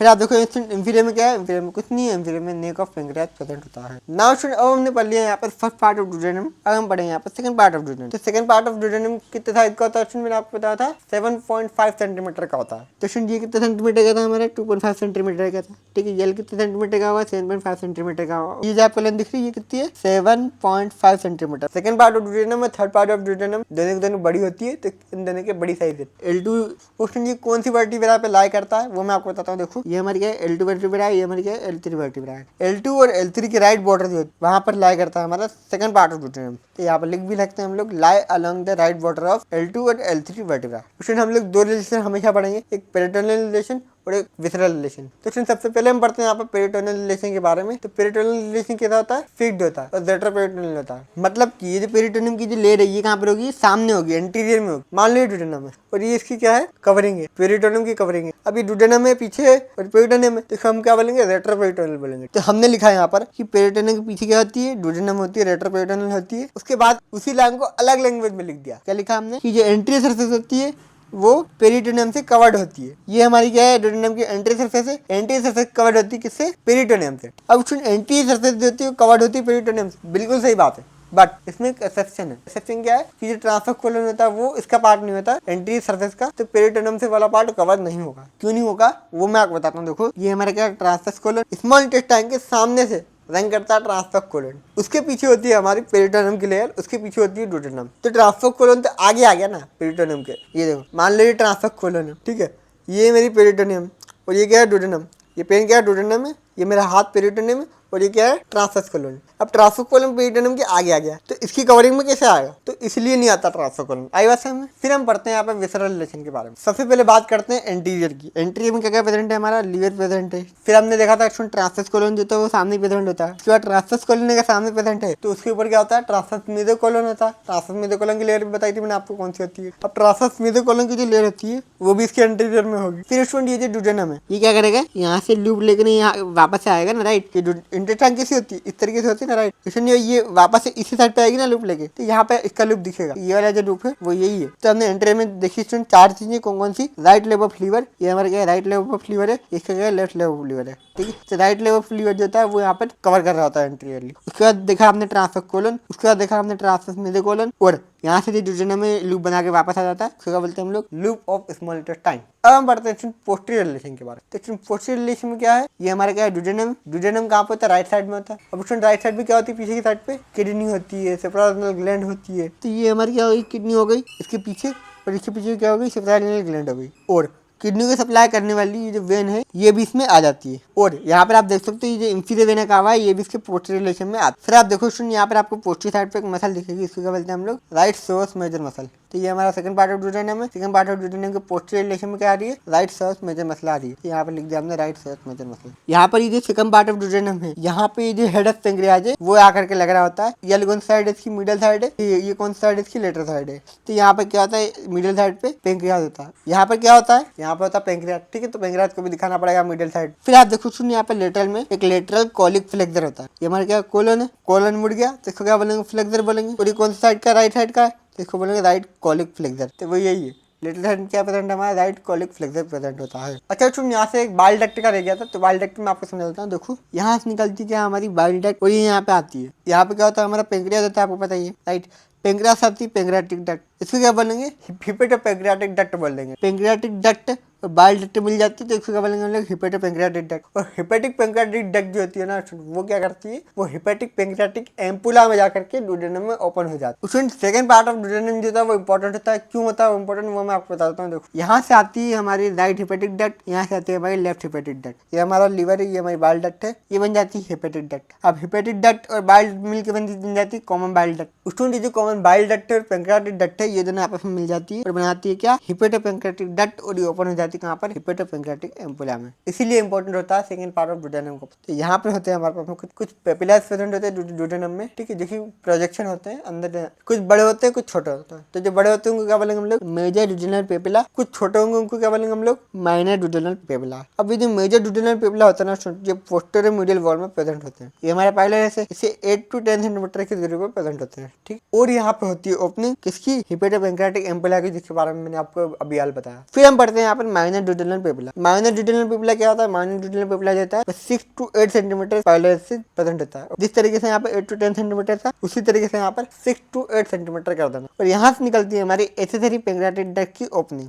और स्टोन जो मेजर ड्यूडेनल पेपिला है, इसके नीचे एक वर्टिकल फोल्ड होती है, जिसको क्या बोलते हैं हम लोग? प्लीका लॉन्गिट्यूडिनाली। और इसी के साथ में हमारा खत्म हो जाता है सेकंड पार्ट ऑफ ड्यूडेनम। अब हम पढ़ते हैं यहाँ पर थर्ड पार्ट ऑफ ड्यूडेनम के बारे में। थर्ड पार्ट ऑफ ड्यूडेनम मैंने आपको बताया, उसमें ये हॉरिजॉन्टल पार्ट होता है, 10 सेंटीमीटर इसकी साइज होती है। उसमें इंफीरियर ड्यूडेनल फ्लेक्सर से कहाँ तक एक्सटेंड करता है? फोर्थ पार्ट के पहले वाले पार्ट तक। तो कहाँ से स्टार्ट किया? इंफीरियर ड्यूडेनल फ्लेक्सर से। ये हमारी राइट साइड है, ये इसकी लेफ्ट साइड है, राइट से लेफ्ट की तरफ जाता है। तो आप उसमें वाला डायग्राम देखो, ये इसका आउट है, ये इसका इंफीरियर वेना, ये इसका थर्ड पार्ट ऑफ ड्यूडेनम। तो थर्ड पार्ट ऑफ ड्यूडेनम क्या कर रहा है? आउटा और इंफीरियर वेना कावा को डिवाइड करने का काम कर रहा है। तो वही वाला पॉइंट हम यहाँ पर लिख देंगे। इंफीरियर वेना कावा था, एब्डोमिनल आउटा था, इन दोनों को क्रॉस कौन कर रहा था यहाँ पर? हमारा ये थर्ड पार्ट ऑफ ड्यूडेनम। ठीक है, यहाँ पर क्या होता है? इंफीरियर वेना कावा होता है, यहाँ पे क्या होता है? एब्डोमिनल आउटा होता है, राइट। इनको कौन क्रॉस कर रहा था? हमारा थर्ड पार्ट क्रॉस कर रहा होता है, राइट। और ये लेफ्ट साइड तक चल जाता है और फोर्थ पार्ट को ज्वाइन कर लेता है। कहाँ पे प्रेजेंट होता है? ये सब कोस्टल प्लेन में। कौन सी वर्टिब्रा पे? ये हमारी कौन सी वर्टिब्रा है? L3 है, तो L3 वर्टिब्रा पे प्रेजेंट होता है। ठीक है, कहाँ से शुरू हुआ था? ये कहाँ से शुरू हुआ था? इंफीरियर ड्यूडेनल फ्लेक्सर से हॉरिजॉन्टली रंग किया लेफ्ट की साइड तक, लेफ्ट साइड तक किसका रंग किया? इंफीरियर वेना कावा आया, आउटा आया, इस तरीके से क्रॉस किया। तो कहाँ पे खत्म हुआ? ये फोर्थ पार्ट की जो लेफ्ट साइड है उसमें जाकर के ज्वाइन हो गया। तो ये होता है इसका कोर्स। फिर हम पढ़ते हैं इसके पेरिटोनल रिलेशन के बारे में। तो उसमें जो पेरिटोनल रिलेशन होता है, उसमें पेरिटोनल रिलेशन में क्या होता है? इसके ये होता है रेट्रोपेरिटोनल, ये भी होता है फिक्स्ड होता है। मतलब कि इसके पेरिटोनियम, इसकी जो एंट्री सरफेस है ये ड्यूडेनम है। ठीक है, ड्यूडेनम की एंट्री सरफेस पे कौन आता है? पेरिटोनियम आता है। तो ये क्या होगी? रेट्रोपेरिटोनल हो गई। और ये कैसी होती है? फिक्स्ड होती है, बट ये मिड लाइन को कवर नहीं कर रही होती, जहाँ से सुपीरियर मेजेंटिक आर्टरी क्रॉस करती है। तो इसमें मैंने आपको बताया था कि ये मिड लाइन पे पेरिटोनियम प्रेजेंट नहीं होती। तो वो ये जो पेरिटोनियम है ये मिड लाइन पे प्रेजेंट नहीं है। देखो आप, ये यहाँ पे प्रेजेंट नहीं होती। तो ये वाला आप रीजन देखो, इसमें पेरिटोनियम नहीं है, तो ये वाला ही रीजन है। वही बात हो रही है यहाँ पे। ये जो मिड लाइन है, जहाँ से सुपीरियर मेजेंटिक आर्टरी क्रॉस करती है, वहाँ पे प्रेजेंट नहीं होती है हमारी क्या? रेट्रोपेरिटोनियल। वहाँ पर रेट्रोपेरिटोनियल नहीं होता, मतलब पेरिटोनियम की जो लेयर है वो एंट्री की तरफ नहीं होती। फिर आता है हमारे पास में विसरल रिलेशन। विसरल रिलेशन में क्या है? विसरल रिलेशन में देखो मैं आपको बताता हूँ। एंट्री में क्या दिख रहा है आपको? यहाँ पर एंट्री में दिख रही है सुपीरियर मेजेंटिक वेन और सुपीरियर मेजेंटिक आर्टरी। तो आप वही लिख दो कि सुपीरियर मेजेंटिक आर्टरी और वेन प्रेजेंट एंट्री में, और यहाँ पर रूट ऑफ मेजेंट्री प्रेजेंट होता है। अच्छा, फिर इसके पीछे क्या मिलेगा हमको? ये हमारा क्या है? एब्डोमिनल आउटा, ये हमारा क्या है? इंफीरियर वेना कावा। ये ड्यूडेनम के पीछे प्रेजेंट होते हैं, ये दोनों के दोनों। एब्डोमिनल आउटा से निकलती, अगर मेल है तो टेस्टिकुलर आर्टरी, और अगर फीमेल है तो ओवेरियन आर्टरी निकल रही होती है, गोनाडल वेसल बोलते हैं जिनको। तो राइट गोनाडल वेसल निकल रही होती है यहाँ से। ठीक है, ओके। तो ये जो किडनी का जो राइट यूरेटर होता है, ये से पास कर रहा होता है, राइट गोनाडल वेसल होते हैं, वो भी पास कर रहे होते हैं। राइट साउथ मेजर जो मसल होती है वो भी यहाँ पर प्रेजेंट होती है। और यहाँ से ओरिजिन होता है यहाँ पर इंफीरियर मेजेंटिक आर्टरी का। तो ये हो गया हमारा ओरिजिन इंफीरियर मेजेंटिक आर्टरी का। तो यहाँ पे क्या क्या चीजें हमने देखी? यहाँ पर देखा हमने inferior vena cava, abdominal aorta, और right gonadal vessel, right ureter, और ये क्या है? हमारा साउथ मेजर का मसल। ये हो गई हमारी क्या? Right ureter, right psoas major muscle, right gonadal vessel, inferior vena cava, abdominal aorta और इंफीरियर मेजेंटिक आर्टरी का ओरिजिन। ये कहाँ पे प्रेजेंट है? हमारे पोस्टीरियर में प्रेजेंट। फिर आप देखो यहाँ पे क्या लग जाता है? हमारे पेंक्रियाज लग जाता है। तो ये जो पेंक्रियाज है कहाँ पर है? थर्ड पार्ट के ऊपर प्रेजेंट होगा। तो ये जो पेंक्रियाज है ये सुपीरियर रिलेशन बना रहा है। इंफीरियर में कुछ नहीं होता स्टूडेंट। इंफीरियर में ये जो बाद में जब जेजुनम बनेगा तो इसका लूप आकर के इस तरीके से लग जाता है। तो इसके इंफीरियर रिलेशन में क्या आएगा? यहाँ पर हमारा कॉइल्स ऑफ जेजुनम आ जाएगा। अब हम पढ़ने जा रहे हैं यहाँ पर फोर्थ पार्ट ऑफ जेजुनम। ये वाला जो रीजन दिख रहा है आपको, that is fourth part. Fourth part की लेंथ कितनी होती है? मैंने आपको बताई थी, इतनी लेंथ होती है, 22.5 सेंटीमीटर होती है। और ये अपवर्ड जा रहा होता है, लेफ्ट की साइड जा रहा होता है, आपको दिख रहा होगा। इसकी राइट साइड है, इसकी लेफ्ट साइड है। कहाँ पे जाएगा? ये लेफ्ट साइड की तरफ जाएगा। उसके बाद में क्या आता है देखो, उसके बाद ये कहाँ पे खत्म हो जाता है? ये जो L2 है, L2 की लोअर बॉर्डर है, इस पे जाकर के खत्म हो जाता है। उसके बाद क्या चालू होता है? हमारा जेजुनम चालू होता है। जहाँ से जेजुनम निकलता है उस पार्ट को क्या बोलते हैं? ड्यूडेनल जेजुनल फ्लेक्सर बोलते हैं। क्या बोलते हैं उसको? ड्यूडेनल जेजुनल फ्लेक्सर बोलते हैं। तो सुनिए, अपवर्ड जाएगा, लेफ्ट की तरफ जाएगा, आउटा की तरफ, आउटा के साथ जाएगा लेफ्ट की तरफ। और कहाँ पे जाएगा? ये L2 के जो अपर बॉर्डर है, L2 का जो अपर बॉर्डर है वहां तक जंग करता है। ठीक है, फिर ये एंटीरियर में चला जाता है। एंटीरियर में जाने के बाद क्या बन जाता है? ड्यूडेनल जेजुनल फ्लेक्सर बन जाता है। उसके बाद में जेजुनम बन जाता है। फिर आप देखो इसके रिलेशन पढ़ते हैं हम लोग, पेरिटोनियल रिलेशन और विसरल रिलेशन। तो पेरिटोनियल रिलेशन में क्या आता है? पेरिटोनियल रिलेशन में आपको बताया था, ये हमारा ड्यूडेनम है, इसके सामने एक पेरिटोनियम की लेयर चल जाती है, इसको क्या बोलते हैं हम लोग? रेट्रोपेरिटोनियल बोलते हैं। तो इसमें ये जो फोर्थ पार्ट है ये रेट्रोपेरिटोनियल होता है, बट ये थोड़ा सा मोबाइल होता है, मतलब कि मूव कर सकता है। तो यहाँ पर हम लिखेंगे स्लाइटली मोबाइल। फिर आप देखो यहाँ पर ये हमारा एब्डोमिनल आउटा है। ठीक है, मैंने आपको बताया था ना, देखो ये हमारा क्या था? एब्डोमिनल आउटा था। और ये वाला कौन सा था? हमारा फोर्थ पार्ट था। ये वाला जो पोर्शन है ये इस तरीके से था। थर्ड पार्ट ये वाला था, ये लगा था हमारा फोर्थ पार्ट था। फोर्थ पार्ट यहाँ से आकर के इस तरीके से लग जाता है। यहाँ पे क्या क्या प्रेजेंट होगा हमारे पास में? देखो हमने देखा पेरिटोनियल रिलेशन। अब हम देखते हैं इसका विसरल रिलेशन। विसरल रिलेशन में क्या क्या प्रेजेंट है यहाँ पर एंटीरियर में प्रेजेंट होता है स्टूडेंट यहाँ पर ट्रांसवर्स कोलन। क्या प्रेजेंट होता है यहाँ पर ट्रांसवर्स कोलन, वो मैं आपको डायग्राम में दिखाता हूँ। देखो तो ये वाला डायग्राम देखो आप, यहाँ पे आता है ट्रांसवर्स कोलन। अब ये आगे जाके इस तरीके से मुड़ जाता है। तो इसके आगे क्या आएगा यहाँ पर हमारे पास में ट्रांसवर्स कोलन आएगा ना, राइट। तो यहाँ पर आ जाता है ट्रांसवर्स कोलन। अब ट्रांसवर्स कोलन आया तो इसके साथ साथ क्या आएगा यहाँ पर ट्रांसवर्स मेसोकोलन भी आएगा। उसके साथ साथ क्या आएगा स्टूडेंट लेजर से, उसके साथ साथ क्या आएगा स्टूडेंट स्टमच भी आएगा एंटीरियर में। बेसिकली ये जो 4 पार्ट है कहाँ पे प्रेजेंट है, लेफ्ट साइड प्रेजेंट है। लेफ्ट साइड पे क्या प्रेजेंट होता है स्टूडेंट स्टमच प्रेजेंट होता है। 4 पार्ट ऑफ ड्यूडेनम में के एंटर में क्या प्रेजेंट है हमारा स्टमच है। और स्टमच के साथ साथ एक और चीज प्रेजेंट है जिसको बोलते हैं हम लोग लेजर से। ये लेजर से ये भी प्रेजेंट होता है यहाँ पर हमारे एंटीरियर। फिर आप देखो स्टूडेंट पोस्टीरियर में क्या क्या प्रेजेंट है। पोस्टीरियर में प्रेजेंट होता है स्टूडेंट यहाँ से ये हमारी लेफ्ट किडनी के लिए एक ब्रांच निकल रही होती है, लेफ्ट रेनल आर्टरी। तो लेफ्ट रेनल आर्टरी यहाँ पे प्रेजेंट होती है और लेफ्ट गोनाडल आर्टरी यहाँ से निकल रही होती है। हमने देखा था थर्ड पार्ट ऑफ आर्टरी में क्या थी, यहाँ से राइट गोनाडल आर्टरी निकल रही है। लेकिन ये जो फोर्थ पार्ट ऑफ ड्यूडेनम में यहाँ से क्या निकलेगी लेफ्ट साइड में, तो लेफ्ट साइड में क्या निकलेगी यहाँ पर लेफ्ट गोनाडल आर्टरी। तो यहाँ पर left renal artery, left gonadal artery और यहाँ से आ रहा होता है हमारा सिंपैथेटिक ट्रंक जो कि यहाँ पे प्रेजेंट होगा लेफ्ट सिंपैथेटिक ट्रंक। और उसी के साथ साथ यहाँ पे क्या प्रेजेंट है हमारी पोर्टल वेन। पोर्टल वेन की यहाँ पे प्लेनिक वेन जाती है। यहाँ पर हमने देखा था ना, देखो यहाँ पर ये हमारी पोर्टल वेन, यहाँ से प्लेनिक वेन गई। प्लेनिक वेन जाकर के यहाँ पे दे देती है हमारी इंफीरियर मेसेंट्रिक वेन। तो ये हो गई हमारी सुपीरियर मेसेंट्रिक वेन, ये हमारी प्लेनिक वेन। प्लेनिक वेन निकाली इंफीरियर मेसेंट्रिक वेन। ये हमारी सुपीरियर मेसेंट्रिक वेन थी, ये हमारी इंफीरियर मेसेंट्रिक वेन है। ये क्या है हमारी इंफीरियर मेसेंट्रिक वेन है जो कि इससे पोस्टीरियर वाला रिलेशन बनाती है। राइट साइड में क्या होगा यहाँ पे रूट ऑफ मेसेंट्री होगा, लेफ्ट साइड में क्या होगा यहाँ पे लेफ्ट किडनी होगी। लेफ्ट किडनी से क्या निकल रहा था, राइट यूरेटर निकल रहा था। लेफ्ट किडनी और यूरेटर यहाँ पे प्रेजेंट होगा। इसके ऊपर क्या प्रेजेंट होगा हमारे यहाँ पे पेंक्रियास। ये हो गया हमारा पेंक्रियास। तो सुपीरियर में क्या प्रेजेंट है हमारे यहाँ पर पेंक्रियास की बॉडी। फिर हम पढ़ने जा रहे हैं ब्लड सप्लाई ऑफ ड्यूडेनम के बारे में। तो ब्लड सप्लाई ऑफ ड्यूडेनम में हम लोग 2 चीजें देखेंगे, एक आर्टरी सप्लाई होती है, एक वेनस सप्लाई होती है। आर्टरी सप्लाई में हम देखते हैं यहाँ पर आप देखो यहाँ पर कुछ नहीं ऑप्शन बड़ा इजी है। ये सिलेक्ट ट्रंक है। सिलेक्ट ट्रंक से हमने क्या निकाली थी यहाँ से common hepatic artery. Common hepatic artery बनी। कॉमन हेपेटिक आर्टरी ने 2 बना दी, प्रॉपर हेपेटिक आर्टरी और गैस्ट्रोड्यूडेनल आर्टरी। अभी जो गैस्ट्रोड्यूडेनल आर्टरी स्टूडेंट ये 2 पार्ट में डिवाइड हो जाती है। एक देती है सुपीरियर पेंक्रियाटिक और ड्यूडेनल आर्टरी और एक देती है ये राइट गैस्ट्रोएपिप्लाइक आर्टरी। कहाँ पे देखी थी ये हमने स्टमक में देखी। हम बना लेते हैं स्टमक को, ठीक। तो स्टूडेंट ये हो गया हमारा स्टमक। यहाँ से आ रही थी हमारी क्या राइट गैस्ट्रोएपिप्लाइक आर्टरी थी। तो ये जो गैस्ट्रोड्यूडेनल आर्टरी है 2 पार्ट में डिवाइड हो गई। एक राइट गैस्ट्रोएपिप्लाइक आर्टरी हमारे ग्रेटर कैविटी को सप्लाई करेगी जो हमने देख लिया। फिर ये किसको सप्लाई करेगी, जो ड्यूडेनम का जो सुपीरियर वाला जो पार्ट है उसको सप्लाई करेगी सुपीरियर पेंक्रियाटिक और ड्यूडेनल आर्टरी। उसके बाद में होती है स्टूडेंट हमारे पास में यहाँ पे क्या प्रेजेंट होती है सुपीरियर मेसेंट्रिक आर्टरी। हमने देखा था, देखो हमने देखा था यहाँ पे क्या प्रेजेंट होती है सुपीरियर मेसेंट्रिक आर्टरी। तो यहाँ पे क्या है देखो यहाँ पर ये जो सुपीरियर मेसेंट्रिक आर्टरी है स्टूडेंट ये यहाँ पे सप्लाई कर रही होती है इंफीरियर पेंक्रियाटिक और ड्यूडेनल आर्टरी देती है। ये इंफीरियर पेंक्रियाटिक और ड्यूडेनल आर्टरी यहाँ से दे रही होती है। ये हो गई हमारी आर्टरी सप्लाई ऑफ ड्यूडेनम। उसमें मैंने क्या किया इसको टेबुलर फॉर्म में यहाँ पे लिख दिया है कौन कौन से पार्ट को कौन कौन सी आर्टरी सप्लाई कर रही है, वही बात मैंने यहाँ पे लिखी है। तो आप इसको एक बार पढ़ लेना, अच्छी तरीके से आपको समझ में आ जाएगा, ठीक है। इस पीडीएफ नोट की लिंक मैंने आपको डिस्क्रिप्शन बॉक्स में दे दी है, आप जरूर चेकआउट करें तो आपको वहाँ पर ये मिल जाएगा। पोर्टल वेन, प्लेनिक वेन और सुपीरियर मेसेंट्रिक वेन से हमारा हो जाता है वेनस ड्रेनेज। फिर हम पढ़ते हैं इसका लिम्फेटिक ड्रेनेज। लिम्फेटिक ड्रेनेज में कुछ नहीं है, यहाँ पर देखो यहाँ पे प्रेजेंट होते हैं पेंक्रियाटिक और ड्यूडेनल नोड जो कि किस में ड्रेन करते हैं हमारे हेपेटिक नोड में, लीवर में ड्रेन करेंगे। लीवर से फिर कहाँ पे जाएंगे सीलियक नोड में। सीलियक नोड आपको पता है स्टमक के लिम्फेटिक ड्रेनेज याद करो तो वहाँ पे जाएंगे। सीलियक नोड से कहाँ पे जाएंगे सुपीरियर मेसेंट्रिक नोड में जाएंगे। सुपीरियर मेसेंट्रिक नोड से यहाँ पर एक सिस्टर्ना काइली जो कि थोरेसिक डक्ट का स्ट्रक्चर होता है वो यहाँ पे ड्रेन कर लेता है पूरा का पूरा लिम्फ। ओके, फिर हम देखते हैं इसके नर्व सप्लाई के बारे में। नर्व सप्लाई मैंने आपको बताया था सिंपैथेटिक होती है, एक पैरासिम्पैथेटिक। सिंपैथेटिक किससे होगी स्टूडेंट, ये सप्लाई होती है T9 से T10 तक वाया द सिलियक प्लेक्सस के थ्रू। और मैंने आपको बताया था स्टूडेंट ये पेरिस्टालसिस को रोक देता है और कॉन्ट्रैक्ट करता है स्फिंक्टर को कॉन्ट्रैक्ट कर देता है। तो उसने जो T9 और T10 क्या करता है यहाँ पर T9 और T10 ऑर्डर देता है यहाँ पर स्फिंक्टर को कॉन्ट्रैक्ट करो। यहाँ पर सामने से प्रोफेसर सर आ गए हैं कि यहाँ पर स्फिंक्टर को कॉन्ट्रैक्ट कर लो ताकि पेरिस्टालसिस रुक जाए और जो हार्ट जो है वो बीट करके अपनी एनर्जी बढ़ाए। वहीं पर आप पैरासिम्पैथेटिक में बातचीत कर रहे थे तो आप रेस्टिंग कंडीशन में थे। रेस्टिंग कंडीशन में थे तो आपका जो पेरिस्टालसिस था वो चल रहा था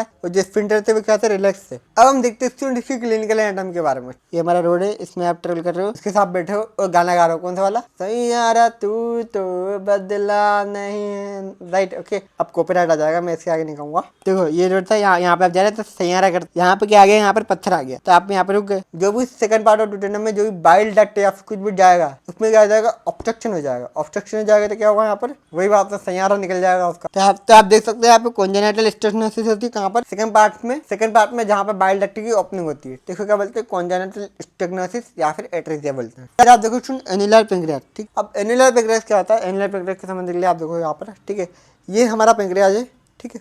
अब स्टूडेंट ये हमारा पेंक्रियाज है, ये इसका छोटा लिफलेट है और ये बड़ा लिफलेट है। पेंक्रियाज के दो पार्ट होते हैं, ये वाला पार्ट, ये वाला जो पार्ट होता है इसको बोलते हैं पेंक्रियाज, इसको क्या बोलते हैं एन्युलर पेंक्रियाज। तो ये दोनों पार्ट जो होते हैं वो सेपरेट होते हैं शुरू से, जब डेवलपमेंट चल रहा था ना जब सेपरेट होता है, वो इस तरीके से रोटेट करते हैं जिस तरीके से इसका स्ट्रक्चर बन जाता है। तो स्टूडेंट जब वो रोटेट करेंगे तो रोटेट गलत तरीके से जाएगा, तो यहाँ पे क्या जाता है, ये जो ये वाला बड़ा वाला पेंक्रियाज और छोटा वाला पेंक्रियाज, ये दोनों आपस में मिल जाते हैं इस तरीके से, और ड्यूडेनम को पैक कर लेते हैं। तो पैक कर लेंगे तो क्या हो जाएगा, ये ड्यूडेनम कंप्रेस हो जाएगी। तो हमको एनुलर पेंक्रियाज में भी ऑब्स्ट्रक्शन ऑफ ड्यूडेनम देखने को मिलता है। फिर student superior mesenteric artery syndrome होता है, जो कि क्या करती है, आपको नाम से हमारा सुपीरियर मेसेंटेरिक आर्टरी होती है जो कि थर्ड पार्ट ऑफ ड्यूडेनम को कंप्रेस कर देती है। ओके, फिर स्टूडेंट यहाँ पर हाइपरट्रॉफी हो जाती है, कॉन्ट्रैक्शन ऑफ लिगामेंट हो जाते हैं ट्रेथ के। फिर हम पढ़ते हैं यहाँ पर ड्यूडेनल कार्सिनोमा के बारे में। ओके, तो ड्यूडेनल कार्सिनोमा स्टूडेंट ये क्या है, ये होता है पर कम होता है गैस्ट्रिक कार्सिनोमा के कंपेरिजन में। गैस्ट्रिक कार्सिनोमा ज्यादा होता है, ड्यूडेनल कार्सिनोमा कम होता है। और ये कहाँ पर होता है student, second part of duodenum में। सेकंड पार्ट ऑफ ड्यूडेनम में होता है जहाँ पर एम्पुल ऑफ वाटर जाकर के ओपन कर रहा होता है। अब आप पूछोगे एम्पुल ऑफ वाटर क्या होता है, एम्पुल ऑफ वाटर वही होता है जो मैंने आपको बताया था। ये जो हम देखा था ना, ये जो हमने देखा था हिपेटोपैंक्रियाटिक एम्पुला, इसी को बोलते हैं एम्पुल ऑफ वाटर। हिपेटोपैंक्रियाटिक डक्ट है, वहां पे अगर ऑब्स्ट्रक्शन हो गया तो बाइल जो वो ड्यूडेनम में नहीं आ पाएगा। बाइल ड्यूडेनम में नहीं आ पाएगा तो वहाँ पे क्या होगा, बाइल अपना काम नहीं कर पाएगा ड्यूडेनम में। बाइल अगर अपना काम नहीं कर पाएगा ड्यूडेनम में तो क्या होगा, वहाँ पर हो जाएगी जॉन्डिस। कौन सी जॉन्डिस, ऑब्स्ट्रक्टिव जॉन्डिस, जिसके बारे में आप फर्स्ट ईयर पास होके सेकंड ईयर में जाओगे जब आपको पता चलेगा ऑब्स्ट्रक्टिव जॉन्डिस क्या होता है। प्रथम में आता है टॉपिक। ऑब्स्ट्रक्टिव जॉन्डिस होता है किस वजह से, बाइल डक्ट की ऑब्स्ट्रक्शन की वजह से होता है। ठीक है स्टूडेंट, अब हम पढ़ने जा रहे हैं यहाँ पर सिकम के बारे में। स्टूडेंट ब्लाइंड सिक उसको बोलते हैं एक ऐसा सिक जिसमें कि एक एंड जो होता है वो क्लोज होता है और एक एंड से ओपन होता है, तो उसको क्या बोलते हैं हम लोग ब्लाइंड सिक। और जो सिकम है ये लार्ज इंटेस्टाइन का शुरुआती पार्ट होता है, तो beginning of the large intestine. और स्टूडेंट जो सिकम है हमारा, ये हमारा राइट इलियक फोसा में, राइट इलियक फोसा मैंने आपको बताया था, ये हमारा पूरा एब्डोमेन था, अम्बिलिकल रीजन था, right iliac fossa, left iliac fossa, right. तो ये जो आपको दिख रहा है, जो राइट इलियक फोसा है, यहाँ पे प्रेजेंट होता है हमारा सिकम। इंगुइनल लिगामेंट का, ये हमारा इंगुइनल लिगामेंट, इसकी क्या है लेटरल साइड है और इसकी क्या है हमारी मिडिल साइड है। जब आप डिवाइड करते हैं इंगुइनल लिगामेंट को, लेटरल 1/3 पार्ट और मीडियल 2/3 पार्ट। ठीक है, तो 1/3 वाला पार्ट को तो ये वाला इस वाले एरिया के ऊपर होता है हमारा। ठीक है, तो सिकम कहाँ पे प्रेजेंट है, हम बोलेंगे इंगुइनल लिगामेंट के लेटरल 1/3 के जस्ट अबव प्रेजेंट होता है सिकम। तो फिर हमने यहाँ पे लिखा सिकम जो होता है राइट इलियक फोसा में प्रेजेंट होता है, और ये किसके ऊपर होता है, इंगुइनल लिगामेंट जो होता है उसके लेटरल हाफ के ऊपर होता है। अब इसकी लेंथ कितनी होती है, लेंथ होती है इसकी 6 सेंटीमीटर। ब्रॉड कितना ब्रॉड होता है, ब्रॉड होता है 7.5 सेंटीमीटर। इवन इसकी जो ब्रीथ है वो लेंथ से बड़ी है, देखो ब्रीथ कितनी है इसकी 7.5 सेंटीमीटर, जबकि लेंथ कितनी खाली है 6 सेंटीमीटर। तो ये हो गया हमारा सिकम का डायमेंशन। ओके, तो सुन ये है हमारा सिकम। ओके, सुन यहाँ से आता है हमारा स्मॉल इंटेस्टाइन का पार्ट इलियम। इलियम आकर के सिकम में जुड़ जाएगा थ्रू द इलियोसिकल ओरिफिस। किससे जुड़ेगा, इलियोसिकल ओरिफिस। फिर आप देखो यहाँ पर एक वॉल लगा होता है जिसको बोलते हैं इलियोसिकल वॉल।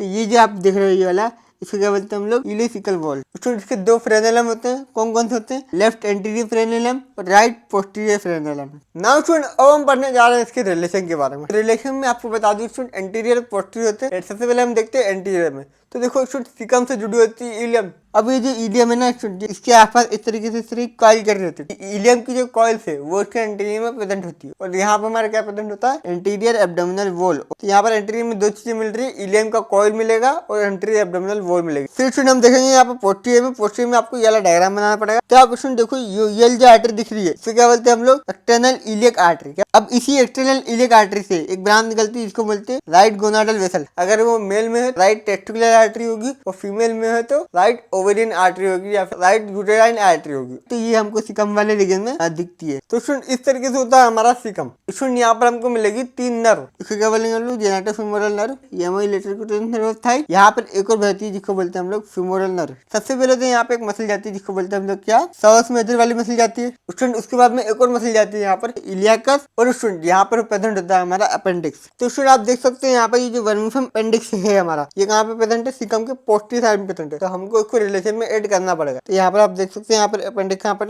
रेट्रोसिकल रेसिस में होता है। फिर हम देखते हैं इसकी ब्लड सप्लाई के बारे में। ब्लड सप्लाई में मैंने आपको बता दिया है, देखो स्टूडेंट इलियोकोलिक आर्टरी होती है जो कि ब्रांच होती है किसकी, सुपीरियर मेसेंटेरिक आर्टरी की। वो कुछ छोटी छोटी ब्रांच होती है जिनको बोलते हैं हम लोग सिकल ब्रांच। क्या बोलते हैं, सिकल ब्रांच। तो वो इसको सप्लाई कर देती है। फिर हम पढ़ते हैं यहाँ पर वेनस सप्लाई के बारे में। वेनस सप्लाई में आपको बता दूं यहाँ पर एक ही वेन होती है जिसको बोलते हैं सुपीरियर मेसेंटेरिक वेन। फिर आप देखो यहाँ पर नर्व सप्लाई। नर्व सप्लाई में 2 चीजें आती है, मैंने आपको पहले बताया, एक पैरासिम्पैथेटिक एक सिंपैथेटिक। अब इसमें जो पैरासिम्पैथेटिक है उसमें तो एक चीज याद रखनी है आपको, वेगस नर्व, और स्टूडेंट जिस काम में जो सिंपैथेटिक नर्व सप्लाई होती है वो कौन सी होती है स्टूडेंट, वो होती है हमारी T11 से L1। नाउ अब हम पढ़ने जा रहे हैं that is vermiform appendix. Vermiform appendix student ये क्या है, एक वर्म लाइक न्यूरो डायवर्टिकुलम है। किसी भी कारण से कोई भी सर्जन अगर स्टमक का ऑपरेशन कर रहा होता है, अपेंडिक्स जो होता है उसको काट कर निकाल देता है। स्टूडेंट इसको हम लोग अपेंडिक्स नहीं बोलेंगे, इसको हम कीड़ा बोलते हैं। तो आप देखो स्टूडेंट, जो कीड़ा है ये क्या है हमारा, posterior medial wall of caecum पे प्रेजेंट होता है, यहाँ से निकलता है और इलेसिकल ओरिफिस से 2 सेंटीमीटर नीचे। तो मैं आपको बता दूं ये हमारा क्या है, इलेसिकल ओरिफिस था, किसके 2 सेंटीमीटर नीचे क्या है हमारा कीड़ा, ठीक है, जिसको हम क्या बोलते हैं वर्मिफॉर्म अपेंडिक्स, जो किसी भी काम का नहीं होता है। इसके डायमेंशन देख लो, इसकी डायमेंशन कितनी, लेंथ कितनी होती है इसकी 2 से 20 सेंटीमीटर। अब डायमीटर कितना होता है इसका 5 मिलीमीटर। डायमीटर याद करने की जरूरत नहीं है, ओके, डायमीटर याद मत करना, कोई दिक्कत नहीं है। उसमें ये जो कीड़ा है ये बच्चे में लंबा होता है, ठीक है, क्यों, क्योंकि बच्चे चॉकलेट खाते तो क्या होता है उनके दांत हट जाते हैं। याद करने के लिए बता रहा हूँ, एडल्ट स्टेज तक आते आते इसका जो ल्यूमन होता है वो मिट जाता है, खत्म हो जाता है पूरी तरीके से, ओके राइट। अब उसमें इसकी 2 चीजें, एक है इसका बेस और एक है इसका टिप। तो ये हमारा बेस है, ये हमारा क्या है टिप। तो बेस जो होता है ना वो फिक्स होता है, फिक्स होगा, बट ये जो टिप है स्टूडेंट ये कैसा है, वेरिएबल है। ये इधर भी हो सकता है, इधर भी हो सकता है, इधर भी हो सकता है, इधर भी हो सकता है, इधर भी हो सकता है, इधर भी हो सकता है। ये इस तरीके से होने के कारण यहाँ पे क्या होता है, एक क्लॉक बन जाती है, जिसकी वजह से अपेंडिक्स की जो अलग अलग लोकेशन की वजह से अलग अलग जो पोजीशन बनती है वो डिफाइन कैसी, वो मैं आपको बताता हूँ। तो सबसे पहले हम स्टार्ट करते हैं 12 बजे से। कितने बजे से, 12 बजे से। 12 महीने में 12 तरीके से तुझको प्यार जताऊंगा रे। तो 12 महीने से क्या करना था स्टूडेंट, रेट्रोकोलिक। रेट्रोकोलिक में क्या होता है, रेट्रोकोलिक में जो अपेंडिक्स होता है ये कोलिक के पीछे होता है, ये जो सिकल है ये इसके पीछे होता है, इसको क्या बोला हमने, रेट्रोकोलिक। तो आपको याद रखना है कि अपेंडिक्स पोजीशन कौन सी होती है, रेट्रोकोलिक होती है सबसे ज्यादा, 65% होती है। फिर आता है स्टूडेंट हमारे पास में प्री इलियल और पोस्ट इलियल। ये हमारे क्या आ रहा है, इलियम आ रहा है। अब इलियम के ऊपर जो निकलेगी उसको क्या बोलेंगे हम लोग, प्री इलियल, और जो इलियल के नीचे निकलेगी उसको क्या बोलेंगे, पोस्ट इलियल। तो प्री इलियल जो 1% देखने को मिलता है, पोस्ट इलियल जो होता है वो 0.4% देखने को मिलता है। इस तरीके से टिप जो बाहर निकल रहा होता है इसको बोलते हैं हम लोग पेराकोलिक। क्या बोलते हैं इसको, पेराकोलिक, और ये 2% लोगों में पाया जाता है। तो स्टूडेंट ये कौन सा रीजन है, मिड इंगाइनल रीजन, राइट। स्टूडेंट इसको बोलेंगे हम लोग मिड इंगाइनल, और ये 2% लोगों में देखने को मिलता है। स्टूडेंट इसकी जस्ट ऊपर में यल टिप देखो, यल कहाँ पे डायरेक्ट कर रही है, पेल्विक की तरफ, तो इसका नाम क्या पड़ा, पेल्विक, और ये 31% लोगों में पाया जाता है। सबसे ज्यादा किसमें पाया जाएगा, हमारा रेट्रोकोलिक पाया जाएगा। फिर नंबर आता है हमारा किसका, ये पेल्विक का। स्टूडेंट ये पेराकोलिक ये 11 o'clock की तरफ डायरेक्ट कर रहा है, इसलिए हमको क्या बोलेंगे 11 o'clock। उसी तरीके से जो रेट्रोकोलिक है ये 12 o'clock की तरफ डायरेक्ट कर रहा है, तो हमको क्या बोलेंगे 12 o'clock एंड सो ऑन। तो आपको इस तरीके से इसको याद करना है। मैंने इसके नाम यहाँ पे लिख दिए हैं, उसके परसेंटेज भी यहाँ पे लिख दिए, तो आप उसको अच्छे तरीके से याद कर सकते हो, कोई दिक्कत नहीं आएगी। और ये कहाँ पे प्रेजेंट होता है, मैंने आपको बताया राइट इलेक फोसा प्रेजेंट होता है। बेस होता है वो क्या होता है, कांस्टेंट होता है, एक ही जगह पे होता है, इलेसिकल ओरिफिस के 2 सेंटीमीटर नीचे होता है। हमने अभी देखा था, देखो ये हमारा इलेसिकल है और यहाँ पे वर्मिफॉर्म अपेंडिक्स, इन दोनों के बीच में दूरी कितनी होती है, 2 सेंटीमीटर की। अब हम पढ़ने जा रहे हैं यहाँ पर अपेंडिकुलर ओरिफिस। ये जो अपेंडिक्स जहाँ से ओपन होता है उसको हम क्या बोलते हैं, अपेंडिकुलर ओरिफिस। अब ये कहाँ पे लोकेटेड होता है, ये मैंने आपको बताया था पोस्टीरियर मीडियल सिकियल वॉल में प्रेजेंट होता है। ये जो ओरिफिस अपेंडिक्स है जिसको हम क्या बोलते हैं, अपेंडिकुलर ओरिफिस। अपेंडिकुलर ओरिफिस जो होता है उसको गार्ड करने के लिए एक वॉल होता है इंपॉर्टेंट, जिसको बोलते हैं वॉल ऑफ गरलेट। कुछ भी हो एग्जाम में ये वाला पॉइंट लिख कर क्या होगा, वॉल ऑफ गरलेट का, इसको देख करके एग्जामिनर आपको अच्छे नंबर दे देगा। हमारी बॉडी में कहाँ पर प्रेजेंस है इसकी वो हम देखते हैं। तो यहाँ पर आप देखोगे, अगर आप देखोगे स्टूडेंट, तो ये हमारा क्या अम्बलिकस, और यहाँ पे हमारा है आसिस। क्या था, आसिस था। अब स्टूडेंट आसिस और अम्बलिकस के बीच में हमने एक लाइन खींची थी, याद है आपको, फिर हमने 2 भाग में डिवाइड कर दिया था, एक लेटरल 1/3 पार्ट, एक मीडियल 2/3 पार्ट। ये मीडियल पार्ट और लेटरल 1/3 के बीच में जो पॉइंट आता है उसी पॉइंट को बोलते हैं मकबंदी। यहाँ पे क्या होता है स्टूडेंट, वहाँ पर जब अपेंडिसाइटिस हो जाता है, अपेंडिसाइटिस मतलब कि इंफ्लामेशन ऑफ अपेंडिक्स, वो अगर हो गया उसमें सबसे ज्यादा दर्द होता है इस वाले रीजन में। ये आपको दिख रहा है ना, इसको बोलते हैं हम लोग मकबंदी पॉइंट। तो मकबंदी पॉइंट पे सबसे ज्यादा पेन होता है। तो आप देख सकते हो मैंने वही यहाँ पर लाइन लिखी है, कौन सी देखो, ये पोस्टीरियर मीडियल सिकल वॉल में प्रेजेंट होता है, 2 सेंटीमीटर नीचे होता है इलेसिकल ओपनिंग की। फिर हमने देखा स्टूडेंट वॉल ऑफ गलेज होता है, जो कि अपेंडिकुलर ओरिफिस को गार्ड कर रहा होता है। फिर हम पढ़ते हैं स्टूडेंट इसकी ब्लड सप्लाई के बारे में। ब्लड सप्लाई में आपको बता चुका हूँ, अपेंडिकुलर आर्टरी होती है। अपेंडिकुलर आर्टरी किसकी ब्रांच है, इलियोकोलिक आर्टरी की ब्रांच है। अब इलियोकोलिक आर्टरी किसकी ब्रांच है, वो होती है सुपीरियर मेसेंटिक आर्टरी की ब्रांच है। फिर आते हैं स्टूडेंट वेन पे। वेन में कौन सी दूसरी वेन होती है हमारी एपेंडिकुलर वेन होती है, जो कि अपेंडिक्स से सारा वेन ड्रेन करती है। कहाँ पर डालेगी? इलेकोलिक वेन में। इलेकोलिक वेन ड्रेन करेगी हमारी सुपीरियर मेसेंट्रिक वेन में। सुपीरियर मेसेंट्रिक वेन कहाँ पर ड्रेन करेगी? उसमें आपको पता है यहाँ पर सुपीरियर मेसेंट्रिक वेन है, यहाँ पर स्प्लेनिक वेन है, दोनों मिलकर क्या बना रही होती है? हमारी पोर्टल वेन बना रही होती है। पोर्टल वेन का पार्ट है सुपीरियर मेसेंट्रिक पार्ट। फिर हम पढ़ते हैं यहाँ पर लिम्फेटिक ड्रेनेज। लिम्फेटिक ड्रेनेज में एपेंडिकुलर नोड्स होते हैं, यहाँ पर मीडियो अपेंडिक्स में होते हैं। मीडियो अपेंडिक्स अगर मैं आपको दिखाऊं तो ये जो आपको दिख रहा है दैट इज मीडियो अपेंडिक्स। फिर आप देखो मीडियो अपेंडिक्स में क्या होता है? एपेंडिकुलर नोड्स होते हैं जो कि ड्रेन कर रहे होते हैं, यहाँ कहाँ पर? इलेसिकल नोड में ड्रेन कर देते हैं। फिर हम देखते हैं इसकी नर्व सप्लाई के बारे में। तो नर्व सप्लाई में अगर आपको बताऊं तो हमने देखी थी दो नर्व सप्लाई, एक सिंपैथेटिक एक पैरासिम्पैथेटिक। सिंपैथेटिक में आती है कौन सी? हमारी T9 से लेकर के T10 तक थ्रू द सीलियक प्लेक्सस। तो ये जो नर्व होती है इसका सप्लाई करती है। उसके बाद पैरासिम्पैथेटिक आपको पता है वेगस नर्व होता है। अब उसमें क्लिनिकल एनाटॉमी में आती है हमारी अपेंडिसाइटिस। अपेंडिसाइटिस में क्या होता है? अपेंडिसाइटिस में इंफ्लेमेशन हो जाता है अपेंडिक्स का। उसमें रेफर पेन क्या होता है? रेफर पेन मतलब कि ब्रेन को लग रहा है कि स्किन और मसल से पेन आ रहा है, ठीक है, बट वो पेन कहाँ से आता है? ऑर्गन से आता है। तो सुनिए जो पेन जो होता है अपेंडिसाइटिस में वो कहाँ पे होता है? स्टार्ट होता है अम्बिलिकल रीजन से। यानी आपको अम्बिलिकल रीजन दिख रहा है, यहाँ से स्टार्ट होता है और धीरे धीरे करके कहाँ पे जाता है? और धीरे धीरे लोकलाइज हो जाता है कहाँ पर? राइट इलिक फोसा में। तो ये जो राइट इलिक फोसा यहाँ पे जाकर के धीरे धीरे ये डेविड होने लग जाता है। फिर आप देखो इसके कोर्स क्या क्या है? कोर्स होते हैं न्यूरोल्यूमन, लिम्फोइड हाइपोप्लेसिया, फेकोलिथ और एंड आर्टरी सप्लाई। तो ये इसके क्या कुछ फीचर्स है, इसके कुछ पॉइंट्स है जो आपको याद रखना है एग्जाम के लिए। अब हम पढ़ने जा रहे हैं यहाँ पर यूरिनरी ब्लैडर के बारे में। तो यूरिनरी ब्लैडर जो है वो मस्कुलर होता है और होलो ऑर्गन होता है। और हमारे एंटीरियर पेल्विक कैविटी, जो सामने वाली कैविटी दिख रही है आपको बोलते हैं एंटीरियर पेल्विक कैविटी, यहाँ पे हमारा जो यूरिनरी ब्लैडर होता है वो प्रेजेंट होता है। उसके बाद ये क्या करता है? ये हमारा टेम्पररी रिजर्वायर है यूरिन के लिए। यूरिन को टेम्पररी स्टोर करता है, फिर हमको अड़ जाती, फिर हम यूरिनेट करने जाते हैं। उसमें इसकी सिचुएशन देखते हैं, इसकी पोजीशन देखते हैं। तो अगर ये खाली रहता है तो ये पेल्विक कैविटी में ही रहेगा। कहाँ पर रहेगा? पेल्विक कैविटी में रहेगा, ठीक है। बट अगर ये भरा हुआ रहता है तो ये कहाँ पे चल जाता है? एब्डोमिनल कैविटी में जा सकता है। एब्डोमिनल कैविटी के साथ साथ ये जो अम्बिलिकस होता है ना हमारा, अम्बिलिकस बीच, ये यहाँ तक भी जा सकता है अगर पूरा भरा जाए। तो इस तरीके से होता है हमारा यूरिनरी ब्लैडर। अगर खाली है तो पेल्विस में, और अगर भरा हुआ है तो एब्डोमिनल कैविटी में, और अगर बहुत ज्यादा भरा हुआ तो अम्बिलिकस में। इसमें ज्यादातर इन्फेंट में एब्डोमेन में प्रेजेंट होता है यूरिनरी ब्लैडर। जैसे उनकी एज बढ़ती जाती है वैसे वैसे डिसेंड करता है नीचे की तरफ, फिर चला जाता है वो पेल्विस में। स्टूडेंट के शेप के बारे में बात करते हैं तो शेप स्टूडेंट का होता है टेट्राहेड्रल। अगर खाली है तो टेट्राहेड्रल मिलेंगे। स्टूडेंट की 3 सरफेस होती है, कौन कौन सी? और ये आपको दिख रहा है, ये हमारा क्या है? Urinary bladder. इसके ऊपर आपको सरफेस दिखेगी, इसको बोलते हैं हम लोग सुपीरियर सरफेस, ओके। फिर आप देखो इसके इंफीरियर और लेटरल साइड में देखेगी आपको सरफेस, जिसको बोलते हैं इंफीरियर लेटरल सरफेस, ओके। फिर आप देखो इसके साइड में एक और सरफेस दिखेगी, that is another inferior lateral surface. तो यहाँ पर 2 इंफीरियर लेटरल सरफेस रहती है और एक ऊपर की साइड पे क्या होती है? हमारी सुपीरियर सरफेस। उसमें आपकी येलो सरफेस दिख रही है, येलो सरफेस कौन सी? हमारी सुपीरियर सरफेस हो गई। और अब इसकी येलो नीचे वाला डायग्राम, तो येलो हो गई हमारी लेटरल सरफेस, येलो हो गई हमारी लेटरल सरफेस। ये जो आपको दिख रही है इसको क्या बोलेंगे हम लोग? इंफीरियर लेटरल सरफेस, इसको बोलेंगे इंफीरियर लेटरल सरफेस, और इसको क्या बोलेंगे? Superior surface.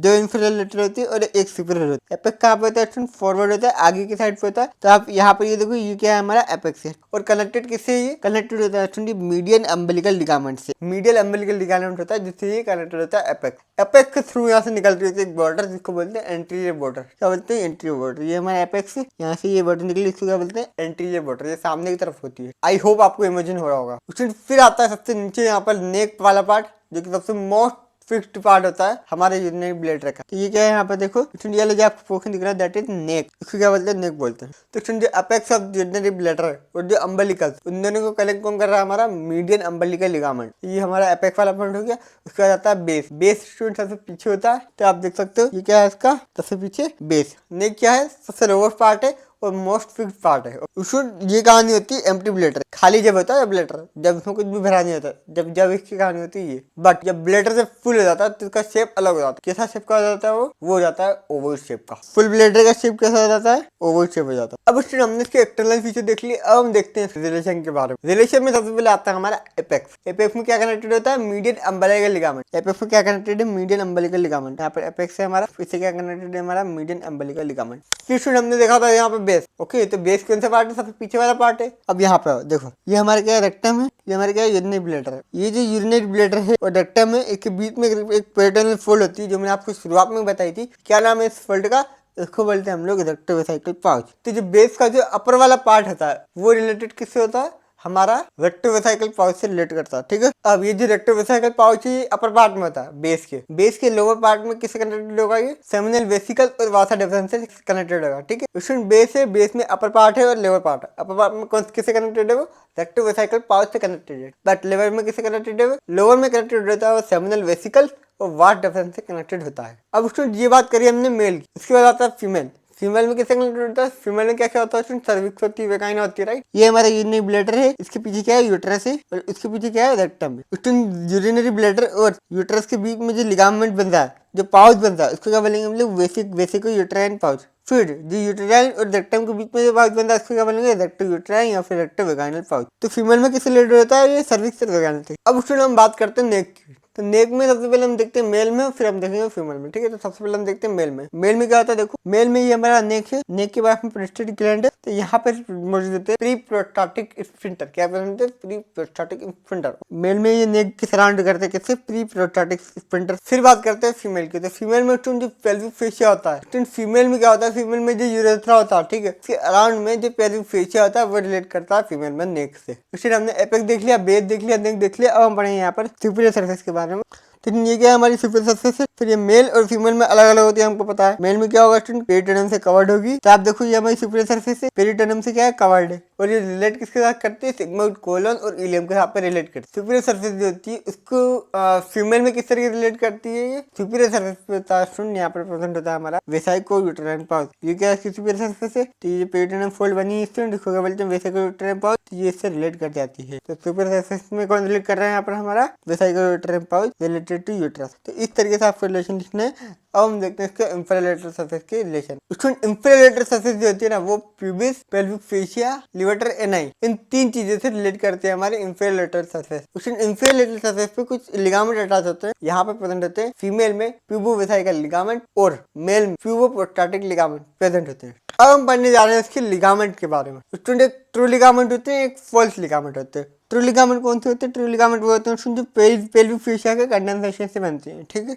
और फॉल्स लिगामेंट क्या होता है, पेरिटोनियल फोल्ड हो जाती है तो इसको हम बोलते हैं लिगामेंट। वो जो पेरिटोनियल फोल्ड होते हैं वो लिगामेंट आगे जाकर के बना लेते हैं। तो यहाँ पर हमारा हो गया पेरिटोनियल फोल्ड। ट्रू लिगामेंट में क्या आते हैं, यहाँ पर लेटरल ट्रू लिगामेंट। तो आप देख सकते हैं लेटरल साइड में क्या है, हमारा लेटरल ट्रू लिगामेंट है। उसमें ट्रू लिगामेंट दोनों में प्रेजेंट होता है, मेल में भी प्रेजेंट होता है, फीमेल में भी प्रेजेंट होता है। तो फीमेल का डायग्राम मैं आपको दिखा रहा हूँ यहाँ पर। तो फीमेल में आप देख सकते हैं यहाँ पर ये होता है हमारा लेटरल ट्रू लिगामेंट। उसके बाद मेल में और फीमेल में होता है, मेल में कौन सा होता है, प्यूबोप्रोस्टाटिक लिगामेंट, और फीमेल में कौन सा होता है, प्यूबोवेसाइकल लिगामेंट प्रेजेंट होता है। और एपेक्स पे एक लिगामेंट होता है जिसको क्या बोलते हैं, मीडियल अम्बलाइकल लिगामेंट। ठीक है, ये क्या है हमारा मीडियल अम्बलाइकल लिगामेंट। फिर उस टाइम ब्लैडर के लेटरल में हमने देख लिया लेटरल ट्रू लिगामेंट। उसमें हमने ब्लैडर के लेटरल में देख लिया लेटरल ट्रू लिगामेंट है। उसके पोस्टीरियर में क्या प्रेजेंट होंगे, पोस्टीरियर लिगामेंट। तो उसको क्या बोलेंगे आप लोग, पोस्टीरियर लिगामेंट ऑफ ब्लैडर। तो इसमें आप देख सकते हैं मेल में क्या है, प्यूबोप्रोस्टाटिक लिगामेंट। अब हम देखने जा रहे हैं यहाँ पर यूरिनरी ब्लैडर का इंटीरियर। तो इंटीरियर में क्या देखने वाले हैं, देखो छोटी जो यूरिनरी ब्लैडर होता है ना, ये म्यूकोजली क्या होता है, फोल्डेड होता है। तो इसका जो म्यूकोजा होता है वो क्या होता है, फोल्डेड होता है, जिसकी वजह से यूरिनरी ब्लैडर में स्पेस बनता है जिसको बोलते हैं ट्राइगोन।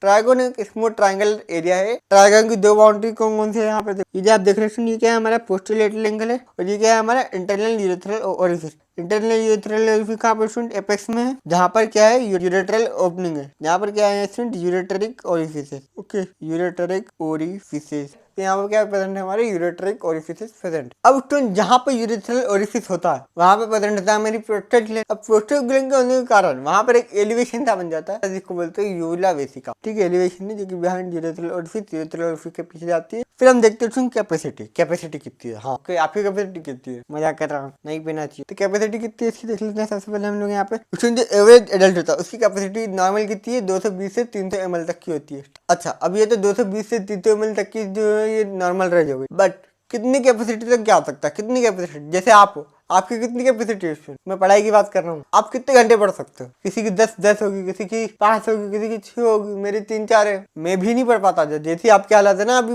वैसी ही मेरी हालत है। समझा जाता कि अगर 5 ml से ज्यादा कैपेसिटी हो गई उसमें सिर्फ 2 कंडीशन होगी, या तो वो यूरिनरी ब्लैडर फटेगा, ठीक है, या फिर जो बंदा है वो वहीं पर टॉयलेट कर देगा। फिर हम पढ़ते हैं ब्लड सप्लाई के बारे में। अब ब्लड सप्लाई में क्या आता है, यहाँ पर आर्टरी और वेन आती है। कौन कौन सी आर्टरी आती है, देखो एक होती है हमारी internal iliac artery. Internal iliac artery की 2 ब्रांचेस निकलती है, सुपीरियर और इंफीरियर वेसिकल आर्टरी निकलती है। और फीमेल में कौन सी आर्टरी होती है? उसमें देखो आर्टरी में क्या है, आर्टरी में हमारा इंटरनल इलियक आर्टरी आता है। इंटरनल इलियक आर्टरी में दो ब्रांचेस है, सुपीरियर और इंफीरियर वेसिकल आर्टरी। वो किसकी ब्रांच है? इंटरनल इलियक आर्टरी की ब्रांच है, ठीक है। फिर क्या होता है, फीमेल में दो आर्टरी एडिशनल मिलती है, यूट्राइन आर्टरी और वेगाइनल आर्टरी। तो यूट्राइन आर्टरी भी सप्लाई करती है, वेगाइनल आर्टरी सप्लाई करती है। और अगर एडिशनल में हमको ऐड करना हो तो क्या करेंगे? ऑब्टुरेटर, इंफीरियर ग्लूटियल, ये सारी चीजें ऐड कर देंगे। स्टूडेंट देखो जितना भी यूरिनरी ब्लैडर का जो डीऑक्सीजनेटेड ब्लड है वो कहाँ पर ड्रेन होता है? हमारा वेसिकल वेनस प्लेक्सस में ड्रेन होता है, ठीक है। कहाँ पर ड्रेन होता है? वेसिकल वेनस प्लेक्सस में ड्रेन होता है। वेसिकल वेनस प्लेक्सस में ड्रेन होने के बाद वो कहाँ पर जाता है? इंटरनल इलियक वेन में चला जाता है। दो चीजें हैं जो कि यूरिनरी ब्लैडर के ब्लड सप्लाई को संभाल रही है, एक internal iliac artery, internal iliac when. Lymphatic drainage में लिम्फ नोड होते हैं। कौन से लिम्फ नोड होते हैं? एक्सटर्नल इलियक नोड होते हैं, जो कि हमारा जो यूरिनरी ब्लैडर होता है उसका लिम्फ देता है, वो ड्रेन करते हैं ये वाले लिम्फ नोड। और भी कुछ नोड होते हैं जैसे कि internal iliac, lateral aortic node, ये सारे नोड होते हैं। अब स्टूडेंट पैरासिम्पैथेटिक मतलब कि नॉर्मल होता है, और सिम्पैथेटिक मतलब क्या होता है? फाइट और फ्लाइट रिस्पॉन्स होता है। स्टूडेंट जो H2 से S4 वाली जो नर्व रूट होती है वो किस में आती है? हमारी पैरासिम्पैथेटिक नर्व सप्लाई में आती है। अब पैरासिम्पैथेटिक में आपको बताऊं स्टूडेंट, मोटर टू डेट्रोसोर, ये जो आपको दिख रही है ना स्टूडेंट ऊपर की साइड पे, इसको बोलते हैं हम लोग क्या? डेट्रोसोर मसल, ओके राइट। अब स्टूडेंट ये हमारा क्या है? Urinary bladder. मान लो इतना खराब डायग्राम पता है। अब स्टूडेंट यूरिनरी ब्लैडर में क्या होती है? डेट्रोसोर मसल होती है। ये हो गया हमारी क्या? डेट्रोसोर मसल। फिर यहाँ पे क्या प्रेजेंट होता है? हमारा स्फिंक्टर प्रेजेंट होता है, जो अभी के लिए मान लेते हैं बंद है। अब देखो स्टूडेंट सीन क्या है, आप क्लास में बैठे हो, आपका दोस्त बगल में बैठा है, कभी कभी वो बैठती है, कभी कभी वो बैठते हैं दोस्त। स्टूडेंट आपके कॉलेज में कोई कुछ ऐसा होता होगा कि ग्रुप बन जाता है, और उस ग्रुप का हर बंदा उन्हीं के साथ में जाएगा, उन्हीं के साथ में खाएगा, उन्हीं के साथ में करेगा भी सही। अब आपका दोस्त बोलता क्या करे यार, बोर हो गए, चले क्या? तो बोलता हाँ चलो। तो आप जब स्टूडेंट टॉयलेट करने गए तो क्या हुआ? स्टूडेंट ब्रेन ने सिग्नल दिया डेट्रोसोर मसल को, ठीक है, कि कॉन्ट्रैक्ट करो इस तरीके से। तो डेट्रोसोर मसल क्या करेगा? कॉन्ट्रैक्ट करेगा। अगर स्टूडेंट ये जला जो स्फिंक्टर है ये अगर ओपन नहीं हुआ तो क्या होगा? दिक्कत हो जाएगी ना। ये ऊपर से एक प्रेशर बना रहा है और यहाँ से क्या है? स्फिंक्टर खुला नहीं है, तो ये क्या हो जाएगा? फट सकता है। तो सबसे पहले ये क्या करता है? स्फिंक्टर को रिलैक्स कर देता है। स्फिंक्टर को यहाँ पे रिलैक्स कर दिया, ठीक है, और डेट्रोसोर मसल को बोला अब कॉन्ट्रैक्ट करो। तो जब वो कॉन्ट्रैक्ट करेगा तो क्या होगा? यूरिन बाहर निकल जाएगा, ठीक है। तो इसको बोलते हैं हम लोग मिक्चुरेशन। तो ये मिक्चुरेशन के लिए बहुत इंपॉर्टेंट होता है। कौन सा? पैरासिम्पैथेटिक। फिर स्टूडेंट देखते हैं हम लोग सिंपैथेटिक। स्टूडेंट सिंपैथेटिक में क्या यूज होता है? T11 से L2 तक। स्टूडेंट आपके साथ में कभी ऐसा हुआ कि आप कोई गाँव गए हो? हाँ जाते हैं गाँव। गोली की अभी समर वेकेशन चल रही है। समर वेकेशन में वो अपनी गर्मी की छुट्टियों में गांव में है। गांव में क्या नहीं होते? टॉयलेट नहीं होते। अभी तो वैसे पुराने जमाने की बात कर रहा, पुराने जमाने नहीं होते थे, ठीक है, जैसे हमारे जमाने में नहीं होते थे। तो इसलिए जो गोलू है उसके टाइम पे टॉयलेट नहीं हुआ करते, तो ये बोलते बाहर जाकर करके आ जा। अब गोलू की हालत खराब हो रही है, अब मैं कैसे जाऊँगी ना, मतलब इतने अंधेरे में के। तो इसने भले ही भी टॉयलेट करने गया, बट उसका सिंपैथेटिक एक बार अगर एक्टिवेट हो गया, फाइट और फ्लाइट रिस्पॉन्स जनरेट हो गया, डेट्रोसोर मसल को इनहिबिट कर देता है और स्फिंक्टर को बंद कर देता है। एक तो डेट्रोसोर मसल कॉन्ट्रैक्ट करनी करेगी और स्फिंक्टर मसल एक ऊपर से बंद, तो वो जो यूरिन है वो बाहर नहीं आ पाएगा। स्टूडेंट ऐसा आपने भी ऑब्जर्व किया होगा। इनफैक्ट स्टूडेंट आपको नींद आ रही है और आपको सोना है, तो आप क्या करोगे? आप सो जाओगे, सो जाओ, कोई बात नहीं, कुछ भी। तो यूरिनरी ब्लैडर में पैरासिम्पैथेटिक सिंपैथेटिक तो होते ही है, बट इसमें प्रेजेंट होते हैं सोमैटिक पोटेंशियल नर्व, जो कि होते हैं H2 से S4 तक, और वो प्रेजेंट होते हैं वॉलंटरी स्फिंक्टर यूरेथ्रा में। अब हम पढ़ते हैं इसकी यूरिनरी ब्लैडर की क्लिनिकल एनाटॉमी के बारे में। पेल्विक एरिया का फ्रैक्चर हो गया या फिर एक्सीडेंट हो गया तो क्या होगा? वहाँ पर दो टाइप के फ्रैक्चर हो सकते हैं, वहाँ पर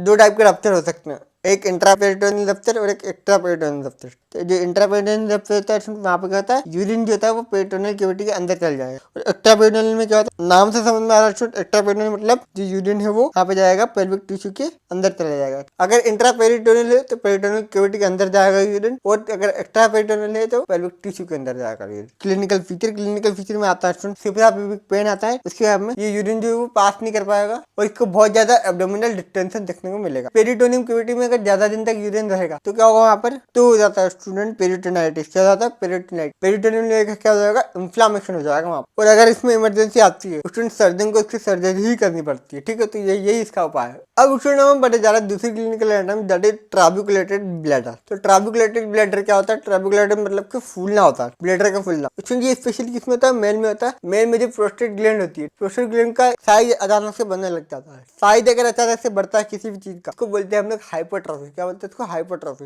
स्टूडेंट हाइपरट्रॉफी का मतलब इतना समझो कि किसी भी ऑर्गन या फिर किसी भी सेल का साइज बनना, इसको क्या बोलते हैं? हाइपरट्रॉफी बोलते हैं। नाउ ये जो रिपीटेड हाइपरट्रॉफी है, मतलब कि जो डेट्रोसोर मसल का साइज है वो कॉन्स्टेंटली बढ़ रहा है, जिसकी वजह से ब्लैडर वॉल में इरेगुलर थिकनेस देखने को मिलती है। अगर ये मेरी डेट्रोसोर मसल है, सेल का जो साइज है यहाँ से क्या हो गया? बढ़ गया, बढ़ गया, बढ़ गया, बढ़ गया बढ़ गया। स्टूडेंट ये जो थिकनिंग आपको दिख रही है इरेगुलर थिकनिंग है। इसी तरीके से हमको देखने को मिलती है irregular thickening of bladder wall. Student जो मसल के जो बंडल्स होते हैं उनके बीच में जो ब्लैडर म्यूकोसा होता है वो क्या हो जाता है, बल्ज कर जाता है, फूल जाता है, जिसकी वजह से हमको क्या देखने को मिलता है, ट्रैबिकुलेटेड अपीयरेंस देखने को मिलता है। अब स्टूडेंट रिपीटेड हाइपोट्रोफी से क्या होगा, इसमें क्या होगा कि जो ब्लैडर है उसके अंदर जो यूरिन भरा हुआ है उसको खाली करने में दिक्कत आएगी और इससे क्या हो सकता है, इन्फेक्शन बढ़ सकता है। इन्फेक्शन बढ़ जाएगा तो क्या होगा, वहां पर स्टोन का फॉर्मेशन लग जाएगा। तो हमने वही लिखा स्टूडेंट यहाँ पर इन्फेक्शन और स्टोन का फॉर्मेशन हो जाता है, खाने में नहीं, मतलब ब्लैडर एम्प्टिंग करने में मुश्किल होती है। और यहीं पर जो हमारे यूनिक ब्लैडर का जो टॉपिक वो खत्म होता है। तो अब हम पढ़ने जा रहे हैं यहाँ पर इंगोनल केनाल। इंगोनल केनाल में कुछ मसल इंपॉर्टेंट होती है वो हम अभी पढ़ने जा रहे हैं। तो लेट्स हैव अ लुक। अब सबसे ऊपर वाली जो मसल आपको दिख रही है that is external oblique muscle. ये कौन सी मसल है, एक्सटर्नल ऑब्लिक मसल। अगर हम इसको हाइड करेंगे अंदर दिखेगी हमको क्या, इंटरनल ऑब्लिक मसल। इसको भी हाइड करेंगे, इसके अंदर दिखेगी ट्रांसवर्स एब्डोमिनस मसल। जो ट्रांसवर्स एब्डोमिनस मसल है ये लेटरल में थोड़ी कम है, ये लेटरल में थोड़ी कम है, ये बात ध्यान रखना। अगर हम इसको भी हाइड कर देंगे तो यहाँ पे कुछ नहीं बचेगा। फिर ये लास्ट मसल है, ये जो ट्रांसवर्स एब्डोमिनस मसल है ना, इसके पीछे एक फेशिया होती है जिसको बोलते हैं फेशिया टर्मिनालिस, नहीं सॉरी फेशिया ट्रांसवर्सालिस बोलते हैं। तो क्या बोलते हैं, फेशिया ट्रांसवर्सालिस बोलते हैं। सबसे पहले होती है यहाँ पे क्या, सबसे पहले कौन सी आती है हमारी, एक्सटर्नल ऑब्लिक आती है। फिर कौन सी आती है मसल हमारी, इंटरनल ऑब्लिक, इंटरनल ऑब्लिक। फिर कौन सी आई थी स्टूडेंट, ट्रांसवर्स एब्डोमिनस मसल। फिर क्या आया था हमारे पास में, फेशिया ट्रांसवर्सालिस। फिर इसके अंदर आती है हमारी पेरिटोनियम। अब इसमें पेरिटोनियम और फेशिया ट्रांसवर्सालिस के बीच में ये येलो कलर का दिख रहा है, ये क्या है, इसका कनेक्टिव टिश्यू है। कनेक्टिव टिश्यू में आपको बताऊं, कनेक्टिव टिश्यू में क्या होता है हमारा, जो टेस्टिस होता है वो पहले से स्क्रोटम में नहीं होता, वो कहाँ पर होता है, पहले एब्डोमेन में होता है। एब्डोमेन से 8th या फिर 9th मंथ में जो भी है वो हम आगे पढ़ेंगे, अभी जो भी वो हम आगे पढ़ेंगे डिसेंट ऑफ टेस्टिस में। थोड़ा सा पेशेंस रखे। जो टेस्टिस होता है वो एब्डोमेन से लेते हैं और फिर स्क्रोटम में डाला जाता है क्या, वो डलता है, खुद ही जाता है, ठीक है। टेस्टिस होता है वो कहाँ पे जाता है, स्क्रोटम में जाता है। तो स्क्रोटम में जाते जाते ये क्या करता है, ये जो कनेक्टिव टिश्यू होता है ना, कनेक्टिव टिश्यू उनको पेनिट्रेट करते हो जाता है। तो पेनिट्रेट करते जाएगा तो क्या होगा, वहाँ पे वहां से बन जाएगा, ठीक, जिसको क्या बोलते हैं हम लोग, इंगोनल केनाल। इस तरीके का आपको दिखेगा, ठीक है। इसको हम लोग घोट के पियेंगे अभी। तो आप देखो सुन, ये सबसे पहले यहाँ पे क्या है, पेरिटोनियम है, उसके नीचे क्या है, फेशिया ट्रांसवर्सालिस लेयर है, उसके नीचे क्या है हमारी ट्रांसवर्स एब्डोमिनस और इंटरनल ऑब्लिक। इसके बाहर क्या है हमारी एक्सटर्नल ऑब्लिक। एक्सटर्नल ऑब्लिक के बाहर क्या है, सुपरफिशियल फेशिया, स्किन है, ये सारी चीजें। तो स्टूडेंट आप देखो यहाँ पर, यहाँ से टेस्टिस आता है, फिर ये टेस्टिस आता है यहाँ पे पेनिट्रेट कर देगा, उसको पेनिट्रेट करेगा। फिर कहाँ पे जाएगा, ये इंटरनल ऑब्लिक मसल को, इंटरनल ऑब्लिक मसल को पेनिट्रेट करेगा। तो ये यहाँ से पेनिट्रेट हो गई। फिर एक्सटर्नल ऑब्लिक मसल को पेनिट्रेट कर देगा। तो ये वाली लेयर एक्सटर्नल ऑब्लिक की मसल हो गई, फिर ये लेयर हो गई हमारी इंटरनल ऑब्लिक की हो गई। तो इस तरीके से ये टेस्टिस है, ये पेनिट्रेट करते करते आ जाता है नीचे, जिसकी वजह से फॉर्मेशन होता है केनाल का, जिसको बोलते हैं हम लोग इंगोनल केनाल। क्या बोलते हैं इसको हम लोग क्या बोलते हैं, इंगोनल केनाल बोलते हैं। और ये इंगोनल केनाल का कहाँ पे प्रेजेंट होता है, हमारे पेल्विस वाले रीजन में प्रेजेंट होता है। और यहाँ पे फॉर्मेशन एक और चीज का होता है, दैट इज स्पर्मेटिक कोड। ये जो आपको दिख रही है, ये जो आपको पूरी पाइप दिख रही है, इसको क्या बोलते हैं हम लोग, स्पर्मेटिक कोड। ओके, अब स्पर्मेटिक कोड की कुछ लेयर होती है, 3 लेयर होती है। कौन कौन सी, सबसे बाहर वाली जो लेयर बनी है वो क्या है, external spermatic fascia, external oblique से बनी है। ओके, फिर स्टूडेंट आती है हमारी क्या, एक्सटर्नल स्पर्मेटिक फेशिया के अंदर ये जो आपकी लाल वाली दिख रही है, इसको बोलते हैं हम लोग क्रीमेस्ट्रिक फेशिया। क्या बोलते हैं, क्रीमेस्ट्रिक फेशिया। अभी क्रीमेस्ट्रिक फेशिया ये वाली कहाँ से आएगी, आपको दिख रहा है सुन, ये वाली यहाँ से आ रही है, कहाँ से आ रही है, इंटरनल ऑब्लिक मसल से आ रही है। उसके अंदर की लेयर, उसके ऊपर वाली लेयर बना रही है फेशिया ट्रांसवर्सालिस, जो है वो सबसे इंटरनल लेयर बनाती है, जिसको बोलते हैं इंटरनल स्पर्मेटिक फेशिया। तो सुन, ये इसका डीप वाला रीजन है, ये इसका सुपरफिशियल वाला रीजन है। तो सुन, डीप में जो ये सर्कल दिख रहा है आपको, इसको बोलेंगे डीप इंगोनल रिंग, इसको बोलेंगे हम लोग सुपरफिशियल इंगोनल रिंग। क्यों, क्योंकि डीप में है और यहाँ पर सुपरफिशियल में है। यहाँ पे क्या है, स्किन है, फिर सुपरफिशियल फेशिया है, फिर इसके बाद मैंने आपको जो मसल दिखाई दी ना अभी, external oblique, internal oblique, transverse abdominis muscle, फिर आपको दिखाया था मैंने ट्रांसवर्स फेशिया ट्रांसवर्सालिस। तो स्टूडेंट येलो डायग्राम को देखो आप, येलो डायग्राम में आपको समझ में आएगा स्टूडेंट। ये क्या है हमारा एक्सटर्नल ऑब्लिक मसल है। एक्सटर्नल ऑब्लिक मसल के अंदर कौन सी मसल है यहाँ पर हमारी, ये वाली मसल बोलते हैं स्टूडेंट इंटरनल ऑब्लिक मसल।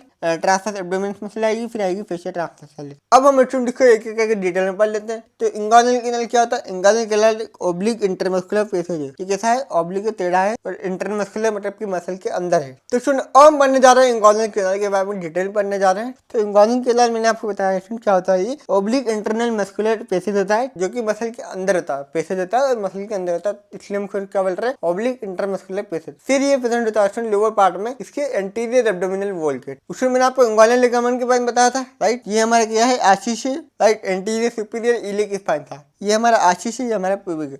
अब आशीष और पुबिक के बीच में एक लिगामेंट होता है, उसको बोलते हैं हम लोग इंगुइनल लिगामेंट। अब स्टूडेंट इंगुइनल लिगामेंट की ये वाली कौन सी साइड है, इसकी मिडल साइड है, इसकी लेटरल साइड है। ओके, अब स्टूडेंट जो इंगुइनल लिगामेंट का जो मिडल 1/3 पार्ट है, इसके जस्ट ऊपर प्रेजेंट होता है हमारा इंगुइनल कैनाल। तो यहाँ पे प्रेजेंट होता है हमारा इंगुइनल कैनाल कुछ इस तरीके से। तो वही हमने यहाँ पे लिखा है, देखो यहाँ पर ये क्या है, हमारा middle half of the inguinal ligament, उसके ऊपर प्रेजेंट है हमारी इंगुइनल कैनाल, जो मेल होते हैं उनके।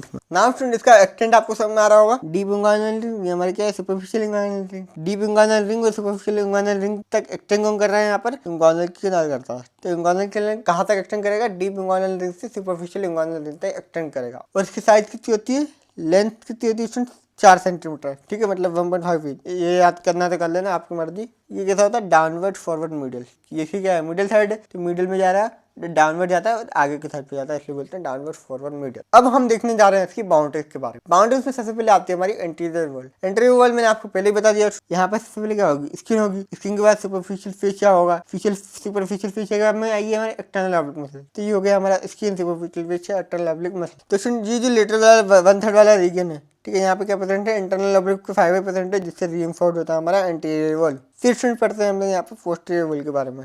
अब पोस्टीरियर वॉल में क्या होता है स्टूडेंट, देखो स्टूडेंट, ये कौन सी एंटीरियर वॉल, तो ये इसके अपोजिट में क्या है, पोस्टीरियर वॉल। पोस्टीरियर वॉल में क्या क्या है वो हमको लिख देना है। तो क्या क्या है यहाँ पर, फेशियल ट्रांसवर्सालिस है, एक्स्ट्रापोर्टल का जो टिश्यू है, और क्या क्या है यहाँ पर, पैराइटल पेरिटोनियम है। तो ये सारी चीजें आपको लिखनी है यहाँ पर पोस्टीरियर वॉल में। फेशियल ट्रांसवर्सालिस है, एक्स्ट्रापोर्टल टिश्यू है, पैराइटल पेरिटोनियम है। स्टूडेंट जिस तरीके से ये इंटरनल ऑब्लिक फाइबर रीइंफोर्स कर रहे थे स्टूडेंट, उसी तरीके से जो मीडियल 2/3 वाला पार्ट है उसको रीइंफोर्स कौन करेगा, हमारा कॉन्जॉइंट टेंडन। तो ये जो आपको दिख रहा है ना, ये इंटरनल ऑब्लिक बाद में जाकर क्या बन जाती है, कॉन्जॉइंट टेंडन बन जाती है, ठीक है। तो स्टूडेंट ये बाद में जाकर क्या बन जाती है, कॉन्जॉइंट टेंडन बन जाती है। और यहाँ पे प्रेजेंट होता है हमारा reflected part of inguinal ligament. Inguinal ligament का ऊपर वाला हिस्सा दिखता है हमको, रिफ्लेक्टेड पार्ट। तो ये हो गया हमारा पोस्टीरियर वॉल के बारे में। ओके, फिर बात करते हैं स्टूडेंट रूफ और फ्लोर की। तो मैं आपको बता दूं, रूफ में आती है हमारी इंटरनल ऑब्लिक और ट्रांसवर्स एब्डोमेन मसल के जो आर्किंग फाइबर होते हैं वो इन्वॉल्व हो रहे होते हैं। तो यहाँ पर हमने लिख दिया, यहाँ पर रूफ में क्या इन्वॉल्व होते हैं, arching fibre of internal oblique and transverse abdomen. फिर आता है हमारा फ्लोर। तो फ्लोर में क्या होता है, इंगुइनल लिगामेंट होता है, ठीक है, जो कि गटर शेप्ड का होता है, ठीक है। गटर शेप मतलब कि वाली गटर में मत करना, गटर मतलब कोई रास्ता होता है। और फिर इसके मिडिल में क्या मिलता है हमको, एक लिगामेंट मिलता है जिसको बोलते हैं लिखना लिगामेंट। तो ये वाला पॉइंट आप रिमेंबर कर सकते हो। अब स्टूडेंट इसके कंटेंट क्या होता है, उसमें मैं आपको एक बात बताता हूँ। इंगुइनल कैनाल जो है ना, वो मेल में भी होता है और फीमेल में भी होता है। मेल में होता है, उसमें से पास करती है क्या हमारी स्पर्मेटिक कोड, बट फीमेल में तो स्पर्मेटिक कोड होगी। फीमेल में क्या पास करेगा, वहां से पास करता है twin round ligament of uterus. और दोनों ही सेक्सेस में क्या मिलेगा हमको, इलियो इंगुइनल नर्व मिलेगी, राइट। अब हमने इसकी बाउंड्री देख ली, इसके बारे में कंटेंट बन लिया। अब हम पढ़ेंगे स्टूडेंट यहाँ पर ये जो स्पर्मेटिक कोड है। अब स्टूडेंट स्पर्मेटिक कोड क्या है, स्टूडेंट स्पर्मेटिक कोड एक कलेक्शन होता है स्ट्रक्चर्स का, किन स्ट्रक्चर का, टेस्टिस और एपिडिडाइमिस जो होते हैं उन जैसे स्ट्रक्चर का कलेक्शन होता है। और ये फेशियल कवरिंग से सराउंड होता है। स्टूडेंट ये एक्सटेंड करता है डीप इंगुइनल रिंग से तो टेस्टिस तक। ओके, तो ये जो आपको पूरी दिख रही है क्या हमारी स्पर्मेटिक कोड। ओके, तो इसका एक्सटेंड क्या लिखोगे आप, शुरू कहाँ से होता है, डीप इंगुइनल रिंग से होता है और जाता कहाँ पे, इंगुइनल कैनाल के थ्रू जाता है, एंटर करता है स्टूडेंट स्क्रोटम में, टेस्टिस के पोस्टीरियर बॉर्डर पर। इसकी कवरिंग हमने देख ली थी स्टूडेंट, कौन कौन सी होती है, एक्सटर्नल स्पर्मेटिक फेशिया,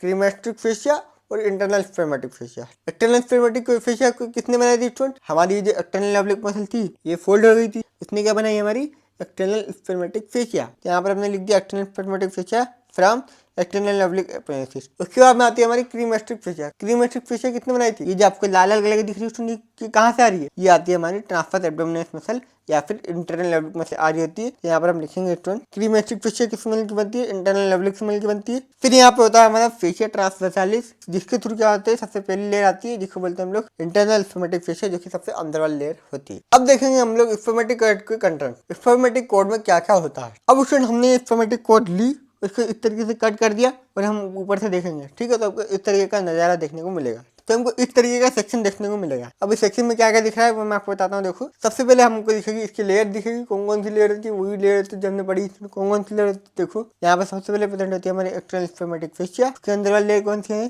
क्रीमेस्टिक फेशिया, उसके अंदर वाली लेयर कौन सी है, इंटरनल स्पर्मेटिक फेशिया, ठीक है। फिर आप देखो स्टूडेंट, यहाँ से ये क्या जा रहा है, हमारे डक्टेड डेफरेंस जा रहा है। डक्टेड डेफरेंस बोलते हैं, इसके बारे में आगे पढ़ेंगे हम लोग। ये क्या है, ये कहाँ तक जाता है, टेस्टिस तक जाएगा। उसमें इसके खुद के लिम्फ नोड होते हैं। तो स्टूडेंट यहाँ पर हम डक्टेड डेफरेंस देख रहे थे, डक्टेड डेफरेंस के पास में क्या होती है, डक्टेड डेफरेंस तक की आर्टरी होती है और डक्टेड डेफरेंस के साथ में इसका खुद का सिंपैथेटिक प्लेक्सस होता है। उसके साथ साथ आप देख सकते हैं यहाँ पर टेस्टिकुलर आर्टरी जो कि टेस्टिस तक रन करेगी स्पर्मेटिक कोड के थ्रू। फिर आप देखो यहाँ पे क्रीमेस्टिक फेशिया है, क्रीमेस्टिक फेशिया के अंदर क्या है, यहाँ पर हमारी आर्टरी टू क्रीमेस्टर है, और क्या है यहाँ पर generator branch of genito femoral nerve है। बाकी ये जो आपको ब्लू ब्लू दिख रहा है स्टूडेंट, ये क्या है, ये प्लेक्सस है वेनस का, ठीक है, इसको क्या बोलते हैं, पेम्पेनिफॉर्म प्लेक्सस। बाकी स्टूडेंट ये स्पर्मेटिक कॉर्ड के बाहर एक नर्व होती है, इसको बोलते हैं इलियोइंग्वानल नर्व। तो ये हो गया हमारा क्या स्पर्मेटिक कॉर्ड का कंटेंट हो गया। तो यहाँ पर क्या क्या प्रेजेंट है स्टूडेंट, देखो यहाँ पर 3 आर्टरी प्रेजेंट है, 3 नर्व प्रेजेंट है, और तीन कुछ डिफरेंट चीजें प्रेजेंट है। तो स्टूडेंट आर्टरी कौन सी है यहाँ पर, टेस्टिकुलर आर्टरी, ठीक है, ये हमारी टेस्टिकुलर आर्टरी होगी। फिर हमारी होगी आर्टरी ऑफ डक्टेड डिफरेंस, ये वाली जो आपको दिख रही है ये आर्टरी ऑफ डक्टेड डिफरेंस है। फिर कौन सी आर्टरी दिख रही है आपको, आर्टरी टू क्रीमेस्टर दिख रही है, ये हमारी हो गई क्रीमेस्ट्रिक आर्टरी। फिर स्टूडेंट इसमें नर्व फाइबर कौन से होते हैं, नर्व फाइबर मैंने आपको बताई दिया स्टूडेंट, नर्व फाइबर मैंने आपको बताई दी, genital branch of genito femoral nerve होते हैं, सिंपैथेटिक फाइबर्स होते हैं,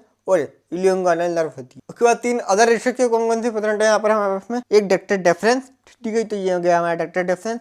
उसके बाद प्रेजेंट है पेम्पेनिफॉर्म प्लेक्सस ऑफ वेन, तो ये जो आपको ब्लू ब्लू दिख रहा है ये क्या हमारा पेम्पेनिफॉर्म प्लेक्सस ऑफ वेन होता है। तो स्टूडेंट यहाँ पर क्या बच जाता है हमारे पास में, प्रोसेसस वेगानेरिस, प्रोसेसस वेगानेरिस के कुछ रिमेन बच जाते हैं। जब मैं आपको टेस्ट पढ़ा दूंगा, जब मैं आपको बताऊंगा कि प्रोसेसस वेगानेरिस क्या होता है। अब स्टूडेंट भगवान ने ये जो स्पर्मेटिक कॉर्ड है ये बना तो दिया, ठीक है, बट इसमें एक छोटी सी प्रॉब्लम है। प्रॉब्लम ये है कि जहाँ से टेस्टिस डिसेंड होकर के आया है इस स्क्रोटम में डीप इंग्वानल रिंग से, राइट, ओके, हो सकता है कि जो स्मॉल इंटेस्टाइन वाला कंटेंट है, जो दूसरे जो कंटेंट है वो भी इसके थ्रू आ सकते हैं यहाँ पर। तो इस चीज को बोलते हैं हम लोग हर्निया। हर्निया मतलब क्या होता है, कोई भी इंटेस्टाइनल लूप या फिर कोई सा भी स्ट्रक्चर बॉडी के जो बाहर वाला पार्ट है वहां पर अंदर से बाहर की तरफ आ जाए, तो क्या बोलते हैं, हर्निया बोलते हैं। फिर भी आप देख सकते हो इंग्वानल कैनाल में हर्निया नहीं होता है। देखो के आप भी शौक हो जाओगे, लेट मी टेल यू। देखो सबसे पहले तो स्टूडेंट इसकी जो ऑब्लिक्विटी ऑफ कैनाल है वो कैसे बनाते हैं, ऐसे बनाते हैं कैनाल, पर स्टूडेंट ये टेढ़ी क्यों बनाई है, चाहते थे इस तरीके से बना सकते थे और ज्यादा आसान हो जाता टेस्ट के लिए जाना। इसको बोलते हैं हम लोग फ्लैप वॉल मैकेनिज्म। क्या बोलते हैं, फ्लैप वॉल मैकेनिज्म। कोई सी ऐसी एक्टिविटी जिसमें एब्डोमेन का प्रेशर बढ़े। यहाँ पर ये जो मसल है ना ये कॉन्ट्रैक्ट करते हैं इस तरीके से। अब स्टूडेंट अगर ये इस तरीके का सीधा होता तो क्या होता है, यहाँ पर ये इंटेस्टाइनल के जो कंटेंट है वो भी चले जाते, पूरा पूरा बिगड़ जाते थे। बट ये ऐसा नहीं है, ये दोनों अगर ये लेयर अभी जाकर के यहाँ से मिलेगी तो ये वाला पार्ट इधर जाएगा और ये वाला पार्ट इधर जाएगा। ये वाला पार्ट जब इधर जाएगा और ये वाला पार्ट जब इधर जाएगा तो ये तो पूरा बंद हो जाएगा ना, रास्ता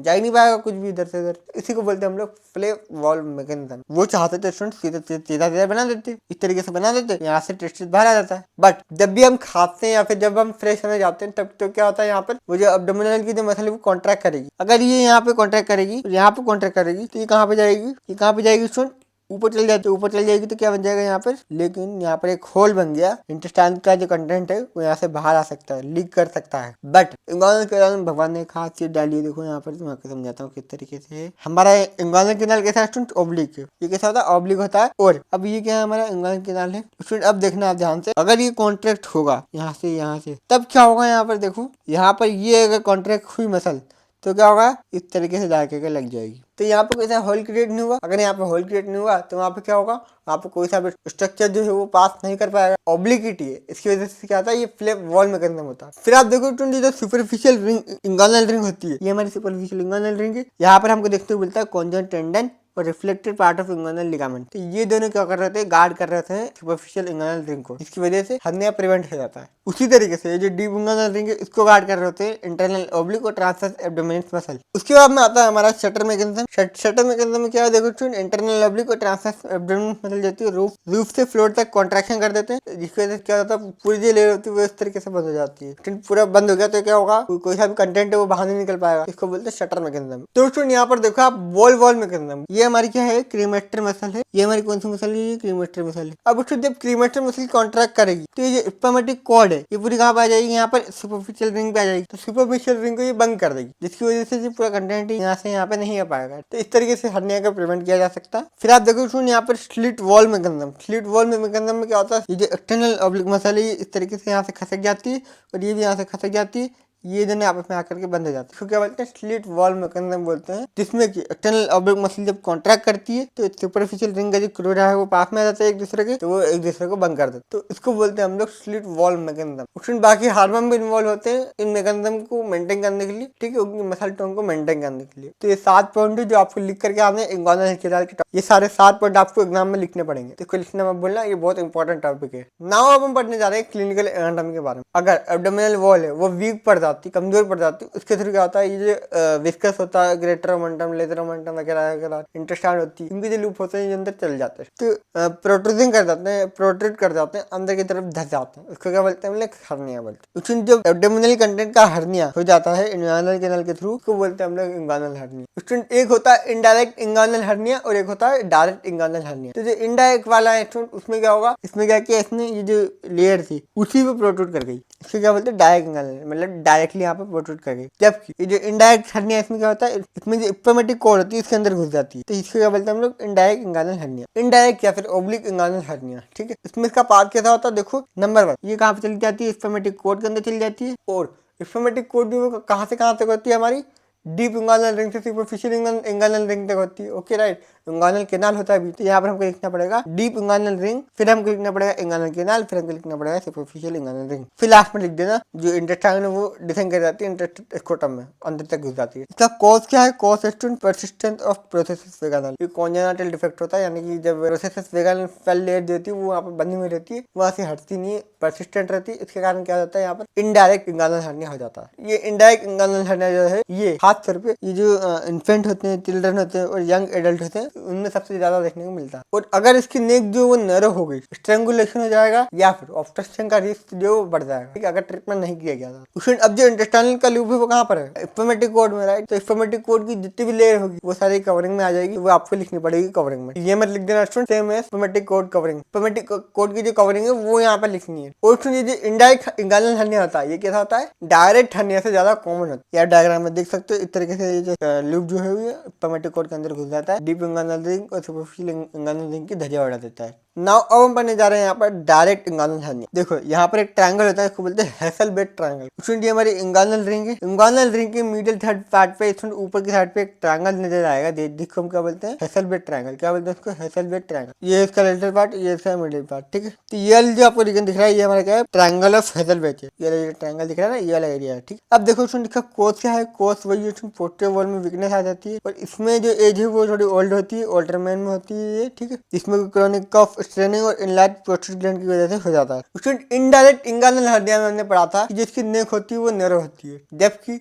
ये जो डायरेक्ट हर्निया है हमारा, इसमें क्या होती है, नेक जैसी होती है, वाइड होती है, जिसकी वजह से ऑब्स्ट्रक्शन कम होता है। और इसकी कवरिंग में सिर्फ एक चीज ध्यान रखनी है, इसमें होता है कॉन्जॉइंट टेंडन, तो वो चीज याद रखनी है आपको कवरिंग में। बाकी वो डिपेंड करता है इसकी मीडियल और लेटरल लोकेशन पे। अगर मैं आपको कॉमन याद करना है तो वो कॉमन है कॉन्जॉइंट टेंडन, तो आप कॉन्जॉइंट टेंडन याद कर सकते हो। नाउ स्टूडेंट हम बनने जा रहे हैं यहाँ पे यूट्रस के बारे में। यूट्रस होता है वॉर्म बोलते हैं इसको, और हिस्ट्रा बोलते हैं, और ये कैसा होता है, होल होता है, और थिक वॉल्ड मस्कुलर ऑर्गन होता है फीमेल रिप्रोडक्टिव सिस्टम का। फिर हम देखते सुनिए क्या चाइल्ड बेयरिंग ऑर्गन है, ये कहाँ पर सिचुएटेड है, हमारे पेल्विस में सिचुएटेड है। ओके, यहाँ पर ये प्रोटेक्शन प्रोवाइड करता है, न्यूट्रिशन प्रोवाइड करता है फर्टिलाइज ओवम को, और जब फर्टिलाइज ओवम से फीटस बन जाता है, फीटस को एक्सपेल करने के लिए जो कॉन्ट्रैक्शन लगता है वो भी कौन कराता है, हमारा यूट्रस करवाता है। फिर यहाँ पे आता है शेप, साइज और वेट। तो सबसे पहले हम देखते हैं साइज के बारे में। लेंथ जो होती है वो होती है इसकी 7.5 सेंटीमीटर होती है, ब्रीड 5 सेंटीमीटर होती है, और थिकनेस कितनी होती है 2.5 सेंटीमीटर। पायरिफॉर्म शेप का होता है, पीएच शेप। इसका वेट कितना होता है, एवरेजली 30 to 40 ग्राम वेट होता है नॉन प्रेग्नेंट एडल्ट वुमेन का। उसके बाद स्टूडेंट के पार्ट देखते हैं। पार्ट में आप देखो सबसे पहले यहाँ पर फंडस आता है, ये हमारे ऊपर क्या है, फंडस है। तो ये क्या होता है, डोम शेप पार्ट होता है जो कि यूट्राइन ट्यूब के ऊपर होता है। तो ये हमारी यूट्राइन ट्यूब की ओपनिंग है, इसके ऊपर क्या है, हमारा फंडस वाला रीजन प्रेजेंट होता है। ये आपको दिख रहा है, ये फंडस। फिर हम पढ़ते हैं स्टूडेंट बॉडी के बारे में। स्टूडेंट बॉडी जो होती है वो अपर टूटेड पार्ट में होती है। यूट्रस का ये क्या बना रही होती है, अपर टूटेड पार्ट बना रही होती है, और 1/3 पार्ट को बना रही होती है, सर्विक्स बना रहे। तो बॉडी जो होता है टूटेड पार्ट बनाता है, और सर्विक्स क्या बनाता है, 1/3 पार्ट बनाता है। बॉडी की दो सरफेस होती है, एक एंटीरियर सरफेस, एक पोस्टीरियर सरफेस। तो ये है इसकी एंटीरियर सरफेस, ये यहाँ पे क्या है, हमारे यूरिनरी ब्लैडर है, और पोस्टीरियर सरफेस में क्या होता है, रेक्टम होता है। फिर आप देखो इसमें कुछ लेटरल बॉर्डर होती है जो ब्रॉड लिगामेंट से अटैच होती है, जैसे कि round ligament, ovarian ligament, uterine tube यहाँ पर अटैचमेंट देती है। ये हमारा क्या है, यूट्रस है। अब यूट्रस की यहाँ से हमने क्या डाली, ब्रॉड लिगामेंट। ब्रॉड लिगामेंट की एंट्री लेयर है, सीधे अंदर करके अंदर करके अंदर करके फिर क्या बन गई, पोस्टीरियर लेयर बन गई। क्या बन गई, posterior layer of broad ligament बन गई। सीधे सर्विक्स से होते हैं, यहाँ से निकल के नहीं, यहाँ से निकल के नहीं, यहाँ से इस तरीके से निकल जाती है। ये हो गया हमारा ब्रॉड लिगामेंट। उसके बाद में आता है यहाँ पे समझ एक नेरो कॉन्स्ट्रक्टिव जंक्शन देख रहे हैं आप स्टूडेंट। यहाँ पर नेरो कॉन्स्ट्रक्टिव जंक्शन कौन सा है, बॉडी और सर्विक्स के बीच वाला, ठीक है। तो बॉडी और सर्विक्स के बीच वाले जो नेरो कॉन्स्ट्रक्टिव सर्विक्स आपको दिख रहा है, ये यहाँ पे जगह दिख रही है, इसको बोला जाता है क्या, स्थमक। फिर आता है स्टूडेंट सर्विक्स। सर्विक्स कौन सा पार्ट बनाता है, लोअर थर्ड पार्ट बनाता है, और इसमें आते हैं सुप्रा वेगाइनल पार्ट और वेगाइनल पार्ट। उसके नीचे आप ऊपर की तरफ देख रहे हैं, इसको बोलते हैं सुप्रा वेगाइनल पार्ट, और इसके नीचे आप नीचे की तरफ देख रहे हैं, इसको बोलते हैं वेगाइनल पार्ट, ठीक है। तो जो सुप्रा रेक्टोवेगनल पार्ट है वो किससे रिलेटेड स्टूडेंट, यहाँ पर हमारा ब्लेडर है और यहाँ पे क्या है रेक्टम है। ब्लेडर, रेक्टम और क्या है रेक्टोयूटेरिन पाउच। तो ब्लेडर, रेक्टोयूटेरिन पाउच और यूरेटर जो है यहाँ पर रिलेशन बनाती है। उसके बाद में आता है हमारा वेगानल पार्ट। तो वेगानल पार्ट कहाँ पे प्रोजेक्ट करता है, वेगानल के अंदर प्रोजेक्ट करेगा बाउंडेड बाय फोर्निक्स। ये फोर्निक्स से इस तरीके से यहाँ पे अटैच होता है। फिर हम पढ़ते हैं इसके लिगामेंट के बारे में। इसमें दो टाइप के लिगामेंट होते हैं, एक पेरिटोनियल फोल्ड होता है और एक क्या होता है हमारा ट्रू फाइब्रोमस्कुलर सपोर्ट होता है। तो यहाँ पे पेरिटोनियल फोल्ड होता है सेकेंडरी सपोर्ट में और ट्रू फाइब्रोमस्कुलर सपोर्ट होता है प्राइमरी सपोर्ट में। सेकेंडरी सपोर्ट देखते हैं, यहाँ पे होता है ब्रॉड लिगामेंट। ब्रॉड लिगामेंट की बात हमने अभी हाल करी थी। ये जो एंट्री लेयर थी ये बनाई थी ब्रॉड लिगामेंट और पोस्टीरियर लेयर मैंने बनाई थी ब्रॉड लिगामेंट। तो ब्रॉड लिगामेंट की दो लेयर होगी, एंट्रियर और पोस्टीरियर। ये वाला डायग्राम आपको बना करके आना है। फिर आती है यहाँ पर यूट्रस वेसिकल फोल्ड और रेक्टोवेगानल फोल्ड। तो ये आप देखो यहाँ पर ये क्या है हमारी वेसिकुलर पाउच और ये क्या है हमारा रेक्टोवेगानल पाउच। रेक्टम और वेगाना के बीच में है, इसलिए क्या बोलेंगे उसको रेक्टोवेगानल पाउच। देखो क्या बोला रेक्टोवेगानल फोल्ड। ट्रू फाइब्रोमस्कुलर सपोर्ट मतलब कि असली वाले जो लिगामेंट होते हैं, जो असली में सपोर्ट प्रोवाइड करते हैं वो वाले लिगामेंट पड़ते हैं। वाले लिगामेंट कौन से हमारे ट्रू फाइब्रोमस्कुलर सपोर्ट वाले लिगामेंट है। इसमें सबसे पहले देखते हैं हम लोग राउंड लिगामेंट। राउंड लिगामेंट मतलब कि राउंड लिगामेंट स्टूडेंट आप देखो ये वाले, इसको क्या बोलते हैं हम लोग राउंड लिगामेंट। क्या बोलते हैं इसको round ligament. I hope you get this. आगे बढ़ते फिर आप देखो स्टूडेंट ट्रांसफर सर्वाइकल लिगामेंट। देखो स्टूडेंट हमने क्या किया, हमने इसको इस तरीके कट करके ऊपर से देखा यहाँ से हमको क्या दिखेगा, हमको कुछ दिखेगा कुछ ऐसा। तो हमको क्या दिख रहा है यहाँ पे देखो, ये हमारा सर्विक्स है, ये एंट्री साइड है इसकी पोस्टीरियर साइड है। कैसे पता चल रहा है, सेक्रम जो होता है वो कहाँ पे होता है पोस्टीरियर साइड में होता है। फिर आप देखो सुनिए यहाँ पे सर्विक्स से प्यूबिक पे यहाँ पे लिगामेंट बनता है, इसको क्या बोलते हैं हम लोग प्यूबो सर्वाइकल लिगामेंट। ओके, फिर यहाँ पर ट्रांसफर फाइबर जा रहे होते हैं तो इसको क्या बोलते हैं ट्रांसफर सर्वाइकल लिगामेंट। ओके, फिर यूट्रस और सेक्रम के बीच में लिगामेंट बनता है तो इसको क्या बोलते हैं यूट्रस सेक्रल लिगामेंट। ओके, और अगर आपको ब्रॉड लिगामेंट देखना है तो ब्रॉड लिगामेंट ये जो आप पूरा देख रहे हो इसको क्या बोलते हैं हम लोग ब्रॉड लिगामेंट। क्या बोलते हैं इसको ब्रॉड लिगामेंट। ओके, उसमें यूट्रस सपोर्ट के लिए तीन चीजें आएंगी, कौन कौन सी, muscular, fibromuscular, peritoneal fold. Muscular में आती है उसमें कौन कौन सी चीजें हमारी, pelvic diaphragm, perineal body, urethral frontal mechanism. Fibromuscular में हमने पढ़ा है यूट्राइन एक्सिस। यूट्राइन एक्सिस बड़ा इंपॉर्टेंट है। Uterus sacral ligament, transverse cervical ligament, pubo cervical ligament और राउंड लिगामेंट, इन सब के बारे में हम पढ़ चुके हैं। लेकिन हमने ही पढ़ा था ये सारे, ये लिगामेंट कौन से थे, ये pubo cervical ligament, transverse cervical ligament, uterus sacral ligament. फिर आता है हमारा पेरिटोनियल फोल्ड। पेरिटोनियल फोल्ड भी सपोर्ट प्रोवाइड करता है किसको, यूट्रस को। ये क्या है broad ligament, uterus vesical pouch, rectouterine pouch. अब हम देखते हैं इसकी ब्लड सप्लाई के बारे में। ये कौन सी, यूट्राइन आर्टरी है। ठीक है, यूट्रस के पास में फ्लो कर रही है, इसको हम क्या बोलेंगे यूट्राइन आर्टरी। अब ये जो यूट्राइन आर्टरी है ये यहाँ से निकलती है, यहाँ से निकलती है, यहाँ से निकलती जाती है और यहाँ तक खत्म हो जाती है। फिर ये अनास्टोमोस करती है इसके साथ में ओवरियन आर्टरी के साथ में। ओवरी के पास में आर्टरी होगी, इसको क्या बोलेंगे हम लोग ओवरियन आर्टरी बोलेंगे। तो ओवरियन आर्टरी हो गई, ओवरियन आर्टरी और टेस्टिकुलर आर्टरी मिलकर के अनास्टोमोसिस कर लेते हैं। तो ये हो गई हमारी ब्लड सप्लाई के बारे में। फिर वेन सप्लाई को बनाता है, वेन सप्लाई बनाते हैं यहाँ पर। वेन में ये वेनस प्लेक्सस बनाता है किसके थ्रू, इंटरनल इलिक वेन के थ्रू बनाता है। फिर हम पढ़ते हैं लिम्फेटिक ड्रेनेज। लिम्फेटिक ड्रेनेज में कुछ नहीं रखा, देखो यहाँ पर ये वाला डायग्राम देखो आपको समझ आएगा। हमने यूट्रस को इन पार्ट में डिवाइड किया, फंडस, लोअर बॉडी और सर्विक्स, इन पार्ट में इसको डिवाइड किया। अब फंडस को कौन सप्लाई कर रहा है, पेरायोटिक नोड या फिर आयोटिक नोड। ये जो लोअर बॉडी इसको कौन ट्रेन करेगा हमारा एक्सटर्नल इलियक नोड। फिर यहाँ पर जो सर्विक्स सेक्शन उसको कौन ट्रेन करेगा इंटरनल इलियक नोड और सेक्रल नोड। ठीक है, वो लिखने आपको देखो फंडस और अपर बॉडी को कौन सप्लाई करेगा पेरायोटिक और कुछ सुपरफिशियल इंगोनल वाले। फिर यहाँ पे जो लोअर बॉडी है उसको कौन सप्लाई कराता है एक्सटर्नल इलियक नोड, तो वही लिख देंगे हम लोग। बाकी सर्विस को इंटरनल इलियक नोड और सेक्रल नोड तो कर ही रहे थे। अब हम पढ़ेंगे उसमें नर्व सप्लाई। सिंपैथेटिक में T12 से L1 तक की नर्व रूट आती है और सिंपैथेटिक में आती है H2 से S4 जो कि सप्लाई करती होती है हमारी यूट्रस को। सिंपैथेटिक होती है वो कॉन्ट्रैक्शन कराती है और वैसे कॉन्ट्रैक्शन कराती है, और जो पैरासिम्पैथेटिक होती है वो रिलैक्सेशन और वैसे डायलेटेशन करा देती है। तो आगे बात में आगे बढ़ते हैं। अब हम पढ़ते हैं यहाँ पर यूटेराइन ट्यूब के बारे में। तो यूटेराइन ट्यूब जो होती है वो 10 सेंटीमीटर लॉन्ग, यहाँ पर आप देख सकते हैं यहाँ पर ये 10 सेंटीमीटर लॉन्ग यहाँ पर एक ट्यूब होती है। उसमें यहाँ से ये ओवम को उठाती है, ओवम को उठाती है और यहाँ से यहाँ पे एम्पुला में रख देती है। ठीक है, फिर एम्पुला में यहाँ से मेल लिम्फोमा आता है, मेल लिम्फोमा यहाँ पर आकर फ्यूज कर जाता है, बना देते हैं जाइगोट। कैसे डिफाइन करेंगे, देखो सुन, ये हमारा ब्रॉड लिगामेंट है। ठीक है, ब्रॉड लिगामेंट है तो ब्रॉड लिगामेंट है तो इसकी ये क्या है अपर मार्जिन है। अपर मार्जिन कैसी है, इसकी फ्री होती है, कैसी होती है फ्री होती है। ब्रॉड लिगामेंट की अपर फ्री मार्जिन पे प्रेजेंट होता है, ऊपर की साइड पे अपर फ्री मार्जिन पे प्रेजेंट होता है। फिर हम पढ़ते हैं इसके पार्ट्स। तो लेटरल टू मीडियल चलेंगे। सबसे पहले आता है हमारा इंफंडिबुलम। इंफंडिबुलम बनता है हमारा एम्पुला। एम्पुला बनता है क्या, इस्थमस। इस्थमस क्या बनेगा हमारा यूटेराइन पार्ट बनेगा। ये 4 पार्ट हो गए हमारे कौन कौन से। इंफंडिबुलम जो होता है इसमें फनल शेप का होता है, लेटरल एंड होता है और फिमरे के साथ में बंध रहता है। तो इसको याद कैसे करोगे आप, F फॉर फिमरी, और इनफंडिबुलम में क्या आ रहा है, F आ रहा है। ठीक है, लेटरल एंड क्या है, फिमरी। ठीक है, ये ओपन कहाँ होता है, पेरिटोनियल कैविटी में ओपन होता है। फिर एम्पुला। एम्पुला जो होता है लंबा होता है, वाइड होता है और टॉर्चर पार्ट होता है। ठीक है, अब सुन, ये जो एम्पुला है आपको दिख रहा है ये कैसा है, आड़ा तिरछा नहीं लग रहा आप, टॉर्चर, राइट। फिर हम लोग इसको क्या बोलेंगे, इस्थमस। इस्थमस क्या है, नैरो स्ट्रेट पार्ट है, वो कोड लाइक पार्ट है। बाकी की यूट्राइन पार्ट जो होता है वो क्या होते हैं, यूट्राइन वॉल से पास कर रहे होते हैं। ये यूट्राइन पार्ट है, यूट्राइन कैविटी में ओपन हो जाता है। सिंपल सी बात। अब हम यूट्राइन ट्यूब के रिलेशन पढ़ेंगे। रिलेशन में क्या क्या आएगा देखो स्टूडेंट, हमने यहाँ पे पढ़ा था ब्रॉड लिगामेंट। ब्रॉड लिगामेंट के ऊपर क्या प्रेजेंट होता है, हमारा यूट्राइन ट्यूब प्रेजेंट होती है। ओके, तो यहाँ पे क्या प्रेजेंट होगा, upper border of broad ligament को प्रेजेंट होती है। ठीक है, ओवरी के ऊपर इसका जो एम्पुला होता है वो आर के कर रहा होता है, आ रहा होता है यहाँ से। उसके बाद में इन्फेंटिबुलम प्रोजेक्ट करता है फ्री मार्जिन ब्रॉड लिगामेंट। ये हमारे क्या इन्फेंटिबुलम पार्ट ये क्या कर रहा है, फ्री मार्जिन को प्रोजेक्ट कर रहा है। फिर बात करते हैं इसकी ब्लड सप्लाई के बारे में। तो ब्लड सप्लाई में आपको बता दूं, इसको हम देखो आपको डिवाइड करते हैं मिडिल टू थर्ड और लेटरल वन थर्ड। ठीक है, जो मिडिल टू थर्ड वाला पार्ट है जो यूट्रस के पास में, उसको कौन सप्लाई करेगा, हमारी यूट्रस आर्टरी सप्लाई करेगी।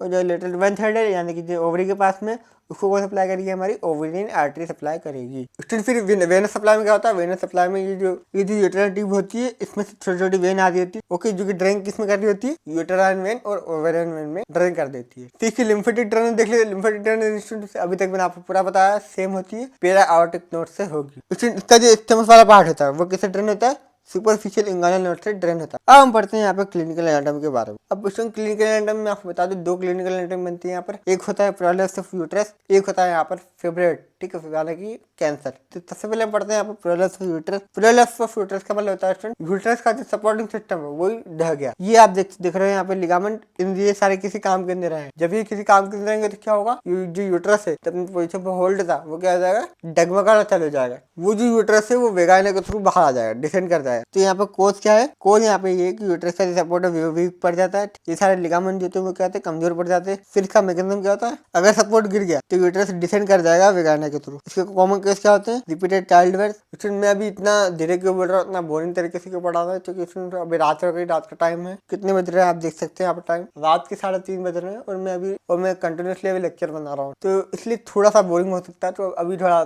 सुन लो। ठीक है, मैं पूरी कोशिश कर रहा हूँ आपको अच्छी तरीके से समझाने की, सारी चीजें अच्छी तरीके से बताने की। फिर मल न्यूट्रिशन मतलब क्या होता है, खाने की कमी पड़ जाना। खाने की कमी पड़ जाएगी तो लिगामेंट के फॉर्मेशन के लिए न्यूट्रिएंट नहीं बचेंगे, लिगामेंट बन नहीं पाएंगे तो सपोर्ट नहीं मिल पाएगा यूट्रस। तो जो सपोर्ट नहीं मिल पाएगा तो यूट्रस गिर जाएगा। ट्रोमा टू पेल्विक सपोर्ट, कुछ भी मतलब इंजरी होगी, फ्रैक्चर हो गया, ठीक है, ट्रोमा आ गया पेल्विक सपोर्ट को, जिसकी वजह से क्या हो सकता है, जो यूट्रस के जो लिगामेंट है वो टियर हो सकते हैं, फट सकते हैं। यहाँ पे प्रेजेंट है फिब्रोइड, जिसको हम क्या बोलते हैं, लियोमायमा बोलते हैं। यूट्रस जो होता है वो मोस्ट कॉमन साइट होती है जहाँ पे कैंसर सेल जा करके अपने प्रोलिफरेशन करती है, मैलिग्नेंसी करती है। तो ये कैसे होते हैं, बिनाइन स्मूथ मसल ट्यूमर होते हैं। मायोमेट्रियम के अंदर एक ट्यूमर बन जाता है, कौन सा, इसको बोलते हैं हम लोग बिनाइन स्मूथ मसल ट्यूमर। ये क्या करा देता है, ये इनफर्टिलिटी करा सकता है, मेनोरेजिया करा सकता है, प्रेशर भी डाल सकता है। साइज और लोकेशन पे डिपेंड करता है कहाँ पे प्रेशर डालेगा। देखो ट्यूमर का साइज बढ़ेगा तो क्या होगा, वो जब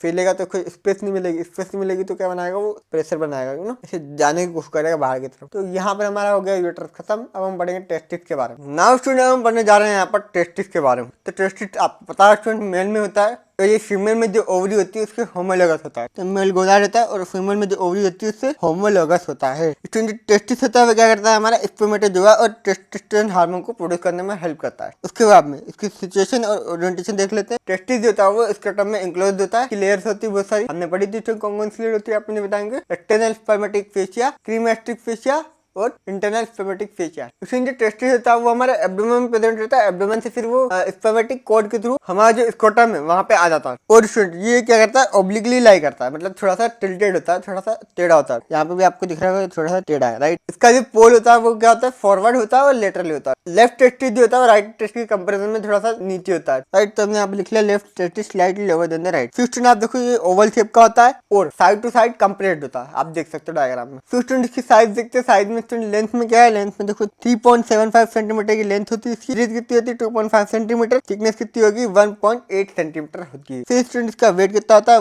10 to 15 ग्राम तक वेट होता है इसका। अब हम पढ़ते हैं इसके एक्सटर्नल फीचर के बारे में। ये है हमारा अपर पोल, ये है हमारा लोअर पोल। अपर पोल में स्टूडेंट यहाँ पे क्या अटैच होती है, हमारी स्पर्मेटिक कॉर्ड। लोअर पोल से क्या अटैच होता है, स्क्रोटम में टेस्टिस रखा होता है। तो स्क्रोटम में स्टूडेंट किसी लिगामेंट से जुड़ा होगा ना, तो उस लिगामेंट का नाम होता है गुबर्नाकुलम। तो ये है हमारा क्या स्क्रोटम, इसके अंदर से लिगामेंट होता है, क्या बोलते हैं हम हम लोग गुबर्नाकुलम, क्या बोलते हैं इसको, गुबर्नाकुलम। फिर आप देखो स्टूडेंट की बॉर्डर होती है, बॉर्डर कितनी होती है, दो होती है। एक ये वाली बॉर्डर आपको दिख रही है, इसको बोलते हैं एंट्री बॉर्डर, और एक आपको पीछे वाली बॉर्डर दिखेगी, इसको क्या बोलेंगे, पोस्टीरियर बॉर्डर बोलेंगे। अब स्टूडेंट जो एंट्री बॉर्डर है वो कॉन्वेक्स होती है, स्मूथ होती है। कैसे होती है, कॉन्वेक्स होती है। देखो ये जो एंट्री बॉर्डर है किसी कॉन्वेक्स है और स्मूथ है, जबकि जो पोस्टीरियर बॉर्डर है किसी स्ट्रेट है और पार्टली कवर्ड है। पोस्टीरियर बॉर्डर आप देखो स्टूडेंट स्ट्रेट है और किसी आधी ही कवर्ड है। और स्टूडेंट जो पोस्टीरियर बॉर्डर होती है इसके पास में क्या होता है, हाइलम होता है, जहाँ से नर्व और वेसल जो होते हैं वो एंटर कर रहे होते हैं, टेस्टिस के अंदर एंट्री कर रहे होते हैं। और साथ ही साथ इसके पोस्टीरियर बॉर्डर पर प्रेजेंट होता है एपिडिडाइमिस। फिर आप देखो स्टूडेंट इसकी सरफेस देखते हैं, सरफेस में क्या है, देखो ये वाली जो आपको सरफेस दिख रही है स्टूडेंट, कौन सी सरफेस है, लेटरल सरफेस। के पीछे आपको दिखेगी वो कौन सी होगी, हमारी मिडल सरफेस। तो स्टूडेंट जो मिडल सरफेस होती है कैसी होती है, कॉन्वेक्स स्मूथ होती है, और लेटरल सरफेस कैसी होती है, कॉन्वेक्स स्मूथ होती है। दोनों सेम होती है, कोई डिफरेंस नहीं होता। ओके, फिर आप देखो स्टूडेंट्स ये हमारा क्या है, एपिडिडाइमिस है, और ये क्या है, हमारा टेस्टिस है। एपिडिडाइमिस और टेस्टिस के बीच में एक स्टूडेंट क्या होता है, रेसेस ऑफ टुनिका वेगालिस होता है। वहां पर क्या होता है, ये जो एपिडिडाइमिस है और ये टेस्टिस है इसके बीच में होता है प्रेजेंट, तो उसको क्या बोलते हैं हम लोग, साइनस ऑफ एपिडिडाइमिस। तो ये क्या हो गया हमारा साइनस ऑफ एपिडिडाइमिस। तो स्टूडेंट अब हम देखने जा रहे हैं इसकी कवरिंग के बारे में। तो कवरिंग में आपको पता है स्टूडेंट इसकी 3 लेयर होती है, एक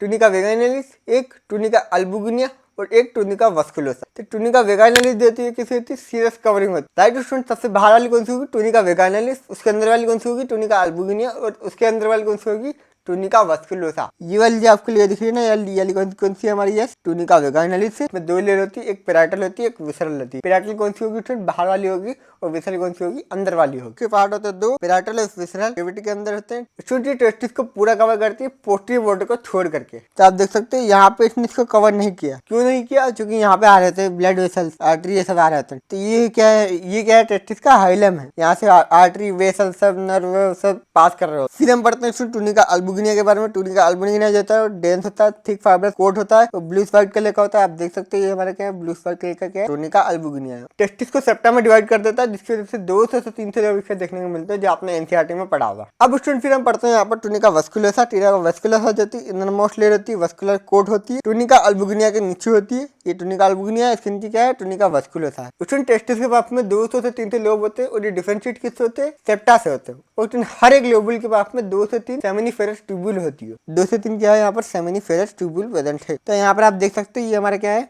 टेस्टिस है। ये जो आप देख रहे हो ये क्या है, हमारा लोब है टेस्टिस का। यहाँ पे आप देख सकते हो 2 से 3 सेमिनिफेरस ट्यूब्यूल यहाँ पे प्रेजेंट है। फिर हम पढ़ते हैं सेमिनिफेरस ट्यूब्यूल। सेमिनिफेरस ट्यूब्यूल क्या होता है, हाईली कोइल ट्यूब्यूल होती है, जो कि अगर स्ट्रेच किया जाए तो 60 सेंटीमीटर लॉन्ग हो सकता है। तो इनका फंक्शन क्या होता है, स्पर्म का फॉर्मेशन करना, स्पर्म बनाना, स्पर्मेटोजेनेसिस कराना। तो इनके पास में क्या होती है, स्पर्मेटोजेनिक सेल होती है और सेटोली सेल्स होती है। अब आपको पता है स्पर्मेटोजेनिक सेल क्या करेगी, स्पर्म का फॉर्मेशन करेगी। और स्पर्म का फॉर्मेशन कैसे होता है, आपने एनसीईआरटी में पढ़ रखा है, वही हम यहाँ पर देखेंगे। स्पर्मेटोजेनिक सेल क्या करेगी, स्पर्मेटोगोनिया बनाएगी, स्पर्मेटोगोनिया से प्राइमरी और सेकेंडरी स्पर्मेटोसाइट बनेंगे, स्पर्मेटोसाइट से क्या बनेंगे, स्पर्मेटिड बनेंगे, और स्पर्मेटिड से क्या बनेंगे, फाइनली स्पर्मेटोजोआ बन जाएंगे। और सर्टोली सेल क्या करेगी, सर्टोली सेल क्या होती है, Sertoli cell tall columnar cell होती है, जो कि स्पर्म की जो ग्रोथ है उसको जो न्यूट्रिशन प्रोवाइड करेगी। स्टूडेंट स्पर्म बनाने के लिए एनर्जी चाहिए, तो एनर्जी कौन देगा, ये जो सर्टोली सेल है वही देती है। इसीलिए हम सर्टोली सेल को क्या बोलते हैं, नर्स सेल के नाम से भी जानते हैं। क्या बोलते हैं उसको, नर्स सेल। और ये क्या करती है, फेगोसाइटोसिस करती है, इनिबिन भी सीक्रेट करती है। हमने देखा 200 से 300 लेवल होते हैं, हर लेवल के अंदर क्या होता है, सेमिनिफेरस ट्यूब्यूल होता है। सेमिनिफेरस ट्यूब्यूल स्टूडेंट एपेक्स पे जाते हैं, कैपिलरी बनाते हैं, जिसको बोलते हैं हम लोग रेटेड टेस्टिस। अब ये जो रेटेड टेस्टिस है ये आगे जाकर के यहाँ से कुछ ब्रांच देते हैं, इसको बोलते हैं हम लोग क्या, इफरेंट डक्ट्यूल बोलते हैं। क्या बोलते हैं इसको, इफरेंट डक्ट्यूल। इफरेंट डक्ट्यूल फिर आगे जाकर क्या बनाता है, हमारा एपिडिडाइमिस बना लेते हैं, एपिडिडाइमिस जाकर बना लेता है हमारा फिर वासा डेफरेंस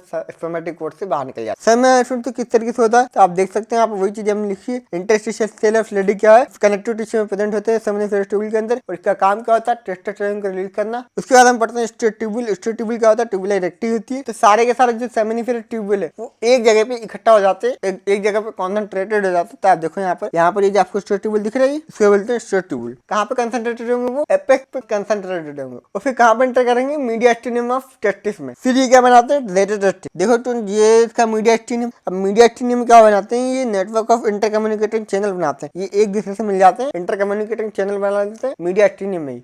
ये सेमिनिफेरस ट्यूब्यूल में जो स्पर्म बने हैं, अब इनको कौन लेगा, यहाँ पे रेटेड टेस्टिस जो यहाँ पे प्रेजेंट है वो यहाँ से ले लेगा। तो collect sperm from straight tubule. Rated testis के बाद मैंने आपको बताया था 12 से 30 एक डक्ट्यूल निकलती है, उसको क्या बोलते हैं, इफरेंट डक्ट्यूल। इफरेंट डक्ट्यूल बाद में जाकर बन जाता है हमारा एपिडिडाइमिस, और एपिडिडाइमिस जाकर के क्या बनेगा हमारा, यस वासा डेफरेंस। स्पर्म ट्रेंड पासफेट टेस्टिस क्या है, यहाँ पर सेमिनिफेरस ट्यूब्यूल है, स्पर्मेटोजेनेसिस हुई, वहां पे स्पर्म को कलेक्ट किया गया सेमिनिफेरस ट्यूब्यूल से। स्ट्रेट ट्यूबुल में, स्ट्रेट ट्यूबुल से कहाँ पे गया, रेटर टेस्टिस में गया, रेटर टेस्टिस से इफरेंट डक्ट्यूल, इफरेंट डक्ट्यूल से इपिडिडाइमिस, इपिडिडाइमिस से doctor deference, student doctor deference से कहाँ पे जाएगा, डक्टर डेफरेंस से फिर वो स्पर्मेटिक कोड के थ्रू बाहर चल जाएगा। तो स्टूडेंट ये है हमारा sperm drainage pathway of testis. Student की ब्लड सप्लाई देखते हैं। ब्लड सप्लाई में मैंने आपको बता दिया था स्टूडेंट एब्डोमिनल आर्टरी होता है। एब्डोमिनल आर्टरी में जो L2 वाली जो वर्टिब्रा है वहां से एक ब्रांच निकलेगी, इसको क्या बोलेंगे, टेस्टिकुलर आर्टरी बोलेंगे। बाकी स्टूडेंट वेनस सप्लाई में आपको बताऊं तो स्टूडेंट एक पेम्पिनिफॉर्म प्लेक्सस होता है जिसकी वजह से टेस्टिकुलर बोन ड्रेन कर रही होती है पेम्पिनिफॉर्म प्लेक्सस में, ठीक है, इस तरीके से होता है। Let me tell you. अब स्टूडेंट देखो ये है हमारा inferior vena cava. Inferior vena cava से डायरेक्टली निकलती है यहाँ पर right testicular vein, but student ये लेफ्ट से नहीं निकलती, सिर्फ राइट में होता है ऐसा, लेफ्ट साइड में अलग होता है। लेफ्ट रीनल वेन होती है वो निकाल रही होती है हमारी left testicular vein, descending column के पीछे से निकालती है। फिर ये जो टेस्टिकुलर वेन होती है स्टूडेंट ये कहाँ पे जाती है हमारे, हमने पढ़ा था स्टूडेंट इंग्वानल कैनाल। तो इंग्वानल कैनाल का डीप इंग्वानल रिंग होता है, सुपरफिशियल इंग्वानल रिंग होता है, वहां से पास करेगी। यहाँ पे जब डीप इंग्वानल रिंग में जब घुस रही होती है ना स्टूडेंट तो क्या देती है, 4 वेन देती है। क्या देगी, 4 वेन। और ये भी कितने में डिवाइड हो जाएगी, 4 वेन में। पहले 2 वेन में डिवाइड होगी फिर 4 वेन में डिवाइड हो जाएगी। तो इस तरीके से ये होता है, इसको बोलते हैं हम लोग पेम्पिनिफॉर्म प्लेक्सस। तो ये जो आपको दिख रहा है ना ये वाला इसको क्या बोलते हैं, पेम्पिनिफॉर्म प्लेक्सस। बड़ा सिंपल था, ये तो हमको याद हो जाएगा। फिर हम पढ़ते हैं लिम्फेटिक ड्रेनर। लिम्फेटिक ड्रेनर में कुछ नहीं है, प्री आयोटिक नोड होते हैं, पेरा आयोटिक नोड होते हैं, L2 वाले वर्टिब्रा पे। उसके बाद हम पढ़ते हैं नर्व सप्लाई। नर्व सप्लाई मैंने आपको बता दिया था। सिंपैथेटिक फाइबर होते हैं, वो क्या होता है, वेसोमोटर सेंसरी होते हैं। और सिंपैथेटिक फाइबर में कहाँ पे होते हैं, T10 वाया रीनल और आयोटिक प्लेक्सस में होते हैं। वेसोमोटर सेंसरी होते हैं। यहाँ पर रेफर पेन देखने को मिलता है। रेफर पेन हम काफी जगह पे हम डिस्कस कर चुके हैं, तो यहाँ पर डिस्कस नहीं करेंगे फिर से। रेफर पेन होता है यहाँ पर अम्बिलिकस पे, T10 डर्मेटोम पे। तो ये आपको याद करना है। नाउ स्टूडेंट हम बनने जा रहे हैं क्लिनिकल एनाटॉमी। तो क्लिनिकल एनाटॉमी में आप बता दूं क्रिप्टो ऑर्किडिज्म होता है एक डिसीज। वैसे तो मैं आपको अभी पढ़ाऊंगा student descent of testis, but जब मैं आपको एम्ब्रियोलॉजी पढ़ाऊंगा, जब मैं आपको ड्रिल पढ़ाऊंगा। अब ये जो क्रिप्टो ऑर्किडिज्म में स्टूडेंट अनडिसेंडेंट टेस्टिस, इसका मतलब क्या होता है, देखो जब एम्ब्रियो का डेवलपमेंट चल रहा था 3rd मंथ में, 3rd मंथ तक जो टेस्टिस होता है वो एब्डोमेन में होता है। कहाँ पर होता है, एब्डोमेन में होता है। अब उसको आना है कहाँ पर, स्क्रोटम में आना है। एब्डोमेन से स्क्रोटम में आने के लिए उसको टाइम लगता है 9 मंथ का। अब एब्डोमेन से स्क्रोटम में नहीं आ पाता, तो उसकी वजह से क्या होता है, यहाँ पर इनफर्टिलिटी देखने को मिलती है, क्योंकि स्पर्मेटोजेनेसिस के लिए जो टेम्परेचर चाहिए वो हमारे एब्डोमेन में अप्रोप्रिएट नहीं होता। स्क्रोटम बाहर निकला होता है बॉडी से, तो बॉडी का जो टेम्परेचर होता है उससे हमेशा कम ही होता है स्क्रोटम का टेम्परेचर। उस पेशेंट को जिसको क्रिप्टो ऑर्किडिज्म है उसको मतलब इनडायरेक्ट इंगाइनल हर्निया होने के चांसेस भी बहुत ज्यादा बढ़ जाते हैं। अब स्टूडेंट वेरिकोसिल, ये हमारा क्या है, inferior vena cava. Inferior vena cava से लेफ्ट रीनल वेन निकली, यहाँ से लेफ्ट टेस्टिकुलर वेन निकली। अब स्टूडेंट होता क्या कि जो लेफ्ट टेस्टिकुलर वेन है, ये जो डिसेंडिंग कॉलन होता है, ये इसका कंप्रेस कर देता है। क्या कर देता है, कंप्रेस कर देता है। तो क्या होगा यहाँ पर देखो, ये अगर कंप्रेस कर देगा तो यहाँ पे क्या जाता है स्टूडेंट, ब्लू कलर का दिखने लग जाता है। स्क्रोटम में क्या हो जाती है इसके कारण। अब देखो यहाँ पे ब्लॉक कर दिया, यहाँ से जो जितना भी ब्लड जो रहेगा वो बचेगा नहीं, यहाँ पे यहीं पे रह जाएगा, सारा का सारा ब्लड यहीं पे रह जाएगा। तो वो सड़ने लग गया तो क्या होता है, बॉडी में स्क्रोटम में स्वेलिंग हो जाएगी। स्क्रोटम में स्वेलिंग हो जाएगी तो क्या बोलेंगे हम लोग इसको, यस इसको बोलते हैं हम लोग क्या बोलते हैं, बैग ऑफ वर्म्स। अब स्टूडेंट में आपको क्या होगी, स्वेलिंग होगी। आप सेकंड ईयर में आओगे जब आप पढ़ोगे कि इन्फ्लेमेशन में जब स्वेलिंग हो जाती है तो क्या होता है, वहाँ पे टेम्परेचर बढ़ जाता है थोड़ा सा। अब वहाँ पे स्क्रोटम में तो कम चाहिए ना स्पर्मेटोजेनेसिस के लिए, राइट, वहाँ पे बढ़ चुका है, तो उसकी वजह से क्या होती है, इनफर्टिलिटी हो जाती है। तो यहाँ पे infertility due to increase scrotal temperature. फिर हम पढ़ते हैं स्टूडेंट डिसेंट ऑफ टेस्टिस के बारे में। तो डिसेंट ऑफ टेस्टिस में आपको बताऊँ, यहाँ पर होता है 3rd मंथ, 7th मंथ और 8th मंथ और 9th मंथ, ठीक है। तो 3rd मंथ में आते हैं तो स्टूडेंट ये पेरिटोनियम इस तरीके की होती है, ओके राइट, कवर होती है। और स्टूडेंट ये क्या है, हमारा गुबर्नाकुलम है जो कि स्क्रोटम से कनेक्टेड होगा, और ये क्या है, हमारी पेरिटोनियम है। यहाँ पर 7th मंथ में आते आते आप देख सकते हैं इतनी कवर कर लेती है टेस्टिस को, ठीक है। प्रोसेस रेगुलर यहाँ पर बन चुका होता है। फिर यहाँ पे क्या होता है, डक्टर डिफरेंस हो जाती है। डक्टर डिफरेंस यहाँ से क्या बन जाती है, यहाँ पर गुबर्नाकुलम छोटा हो जाता है और पेरिटोनियम अंदर की तरफ धस जाता है। ये जो स्टूडेंट प्रोसेस वेगाइनलिस है, यही आगे जाकर के हमारी लेयर बनाती है। कौन सी वाली आप मुझे बताएंगे, ये लेयर बनाती है ट्यूनिका वेगाइनलिस। और ये जो आपको गुबर्नाकुलम दिखता है स्टूडेंट, इसको क्या बोलते हैं हम लोग, स्क्रोटल लिगामेंट। स्क्रोटम और टेस्टिस को मिला करके बनाता है। चलो अब आपको डिसेंट ऑफ टेस्टिस को किस तरीके से लिखना है वो मैं आपको बता देता हूँ फटाफट से। टेस्टिस जो है वो डेवलप होता है कहाँ पर, लंबर रीजन में। लंबर रीजन में कौन सा होता है, हमारा ऊपर वाला रीजन, एब्डोमेन वाला रीजन, ठीक है। तो वही यहाँ पे लिखा, टेस्टिस डेवलप कहाँ पे होते हैं, लंबर रीजन में होते हैं, और डिसेंट कहाँ पे जाते हैं, स्क्रोटम में चल जाते हैं फिर बाद में। अब उसमें मैंने आपको बोला ये कहाँ पर होते हैं, लंबर रीजन में होते हैं। तो राइट और लेफ्ट लंबर रीजन में होंगे। तो यहाँ पर आप देखो ये हमारा राइट लंबर रीजन है, यहाँ पर लेफ्ट लंबर रीजन है। तो यहाँ पे प्रेजेंट होता है हमारा क्या, टेस्टिस। क्या प्रेजेंट होता है यहाँ पर, टेस्टिस। ये है हमारा क्या, टेस्टिस है। अब देखो ये यहाँ पे राइट लंबर रीजन है। राइट लंबर रीजन से कहाँ पे आता है, ये राइट इलियक फोसा में आता है। अब राइट इलियक फोसा में क्या होता है, यहाँ पर हमारे पास में पहले लंबर रीजन में गई, फिर इलियक रीजन में गई। अब कहाँ पे जाएगी, डीप इंग्वानल रिंग में जाएगी। फिर कहाँ पे जाएगी, इंग्वानल केनाल में जाएगी। फिर सुपरफिशियल इंग्वानल रिंग में जाएगी। डीप इंग्वानल रिंग, इंग्वानल केनाल और सुपरफिशियल इंग्वानल रिंग से पास करी। 4th से 6th महीने तक कहाँ पे होती है, डीप इंग्वानल रिंग में होती है। फिर 7th मंथ में कहाँ पे आ जाएगी, इंग्वानल केनाल में आ जाएगी। और 8th मंथ में कहाँ पे आएगी, सुपरफिशियल इंग्वानल रिंग में आ जाएगी। और 9th मंथ में कहाँ पे आ जाएगी, स्क्रोटम के बॉटम में आ जाती है। अब स्टूडेंट मैं आपको बताना चाहूंगा कि यहाँ पर हमारा लेक्चर खत्म हो चुका है। अब स्टूडेंट मैं क्या करने वाला हूँ, यहाँ पर आपको एक नोट देने वाला हूँ, ठीक है। नोट्स में आपको मिलेंगे लीवर के नोट। तो स्टूडेंट लीवर भी इंपॉर्टेंट टॉपिक है, इसको आप खुद से पढ़ लेना। मेरे पास ज्यादा टाइम नहीं बचा, आपकी बहुत ज्यादा रिक्वेस्ट आती, तो मैं कोशिश कर रहा हूँ हर वक्त आपकी जिस तरीके से मदद हो सके उस तरीके से मैं करूँ। तो स्टूडेंट आपको खुद समझना है, आपको नोट डाउनलोड करना है, नोट्स में जाना है, नोट्स में जाकर के आपको लीवर जाकर के पढ़ना है। लीवर को अच्छी तरीके से याद करना है, लीवर इंपॉर्टेंट टॉपिक है, तो मैंने नोट में डाल दिया है, आपको सारी चीजें समझ में आ जाएगी। बाकी सारा मैंने टॉपिक आपको करा ही दिए हैं। तो student thank you so much, wish you all the very best.